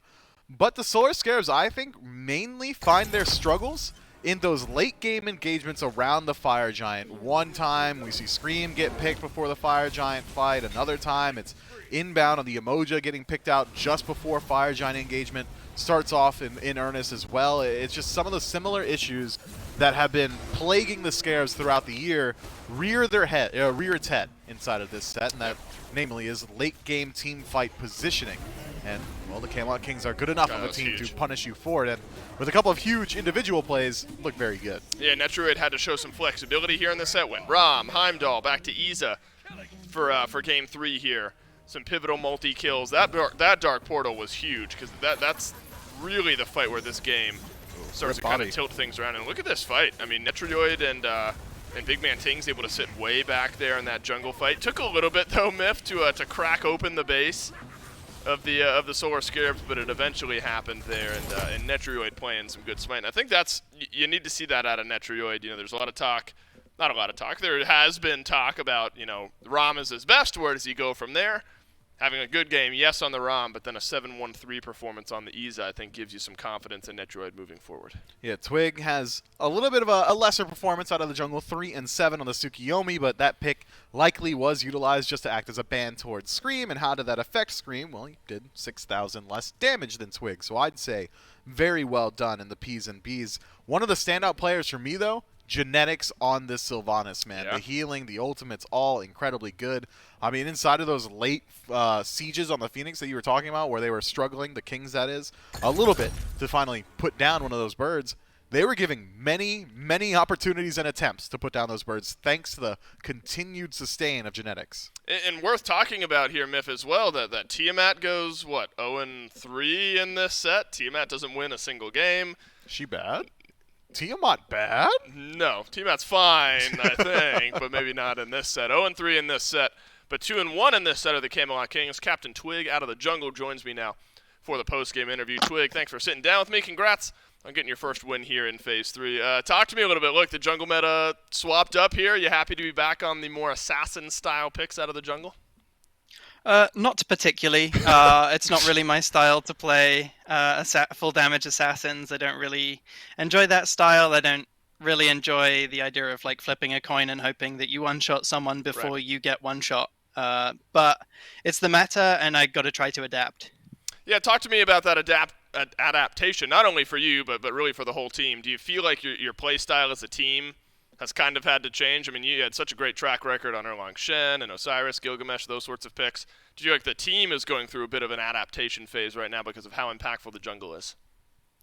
Oh, absolutely. I mean, it's many a scrim session that I beg my team not to feed the other jungler before I'm fed, because the game gets really hard if you can't trade the opposing jungler. And kind of final thoughts here on the meta, Twig. You know, we saw some Hunbat, some Tsukiomi here today. Do you think we're still in an experimentation period right now? A lot more variability in the jungle before anything settles in? Absolutely. I'll be completely honest when I say I don't know what's going on around me, and I don't know what to pick, and I don't really know how to counter what my opposing jungler is picking, and I'm just trying to figure it out, and hopefully I figure that out before we have to qualify to Worlds, because it might be a bit rough for the next couple of weeks while I kind of find my footing. Look, you got a long road ahead of you. You get a win here today, regardless of any chaos happening around you. So congrats for that. I'll let you go celebrate with the team. Thanks for taking the time. Cheers. And so the jungle a bit up in the air. And I asked that question because that's what Scream said earlier in the pregame interview, is that, look, we're in this period of transitioning, figuring things out. Just jungle meta seems to be up in the air at the moment. And Twig kind of echoing those thoughts. I always laugh. He's got a good attitude in a tough situation where, look, Twig and the success in Phase 1 and 2, it was, the Erlang Shens, the Gilgamesh, the Osiris, the setup warrior-style jungles were great for Captain Twig. And so a new age look now to pick. I think he got to give himself a little bit more credit. That Hunbats in Game 1 looked great. The assassin play there for Twig early on in this set was fantastic. And he won the game on Tsukiomi, despite how tough it might have been down the stretch. Camelot Kings get the win here. Let's look at all the matchups that this weekend has in store. Only one of 6 incredible games have taken place already. That's the Camelot Kings versus the Solar Scarabs. Up next, Miff, I think we've seen some players walking around. So that must mean the Olympus Bolts and the Jade Dragons are in studio. And then, if you didn't get enough Mike already on the camera, we'll get more of him tomorrow. Jade Dragons versus Atlantis Leviathans, also in studio. And we get to see the Kings versus the Titans to round out the weekend then as well. My goodness, this is a fantastic week. And the standings still starting to shake out after the first week. You see the Camelot Kings improving to 1-1, Solar Scarabs down at 0-2. Then this next matchup, Miff, between the Dragons and the Bolts, important as far as standings go. One of the two teams will improve to 2-0, one will fall to 1-1. Yeah, I mean, this one is so important and so much on the line here as well. But we're going to get the best versions of both of these teams here today, as they will be playing in studio. Mustache Mike is the best version? Dude, honestly, what's your take? I think it's a really good look for Mike. I think so, too. I think I've seen a lot of people saying it's very Ted Lasso. Is that the vibe? Have you seen Ted Not Lasso? Not at all. I'm just trying to be relatable. I mean, Ted Lasso has a mustache. And then I've nailed it. You have nailed it. Spot on. Well, Mustache Mike and the Jade Dragon crew will take on the Olympus Bolts, hurling bolts of 408 energy right after this break.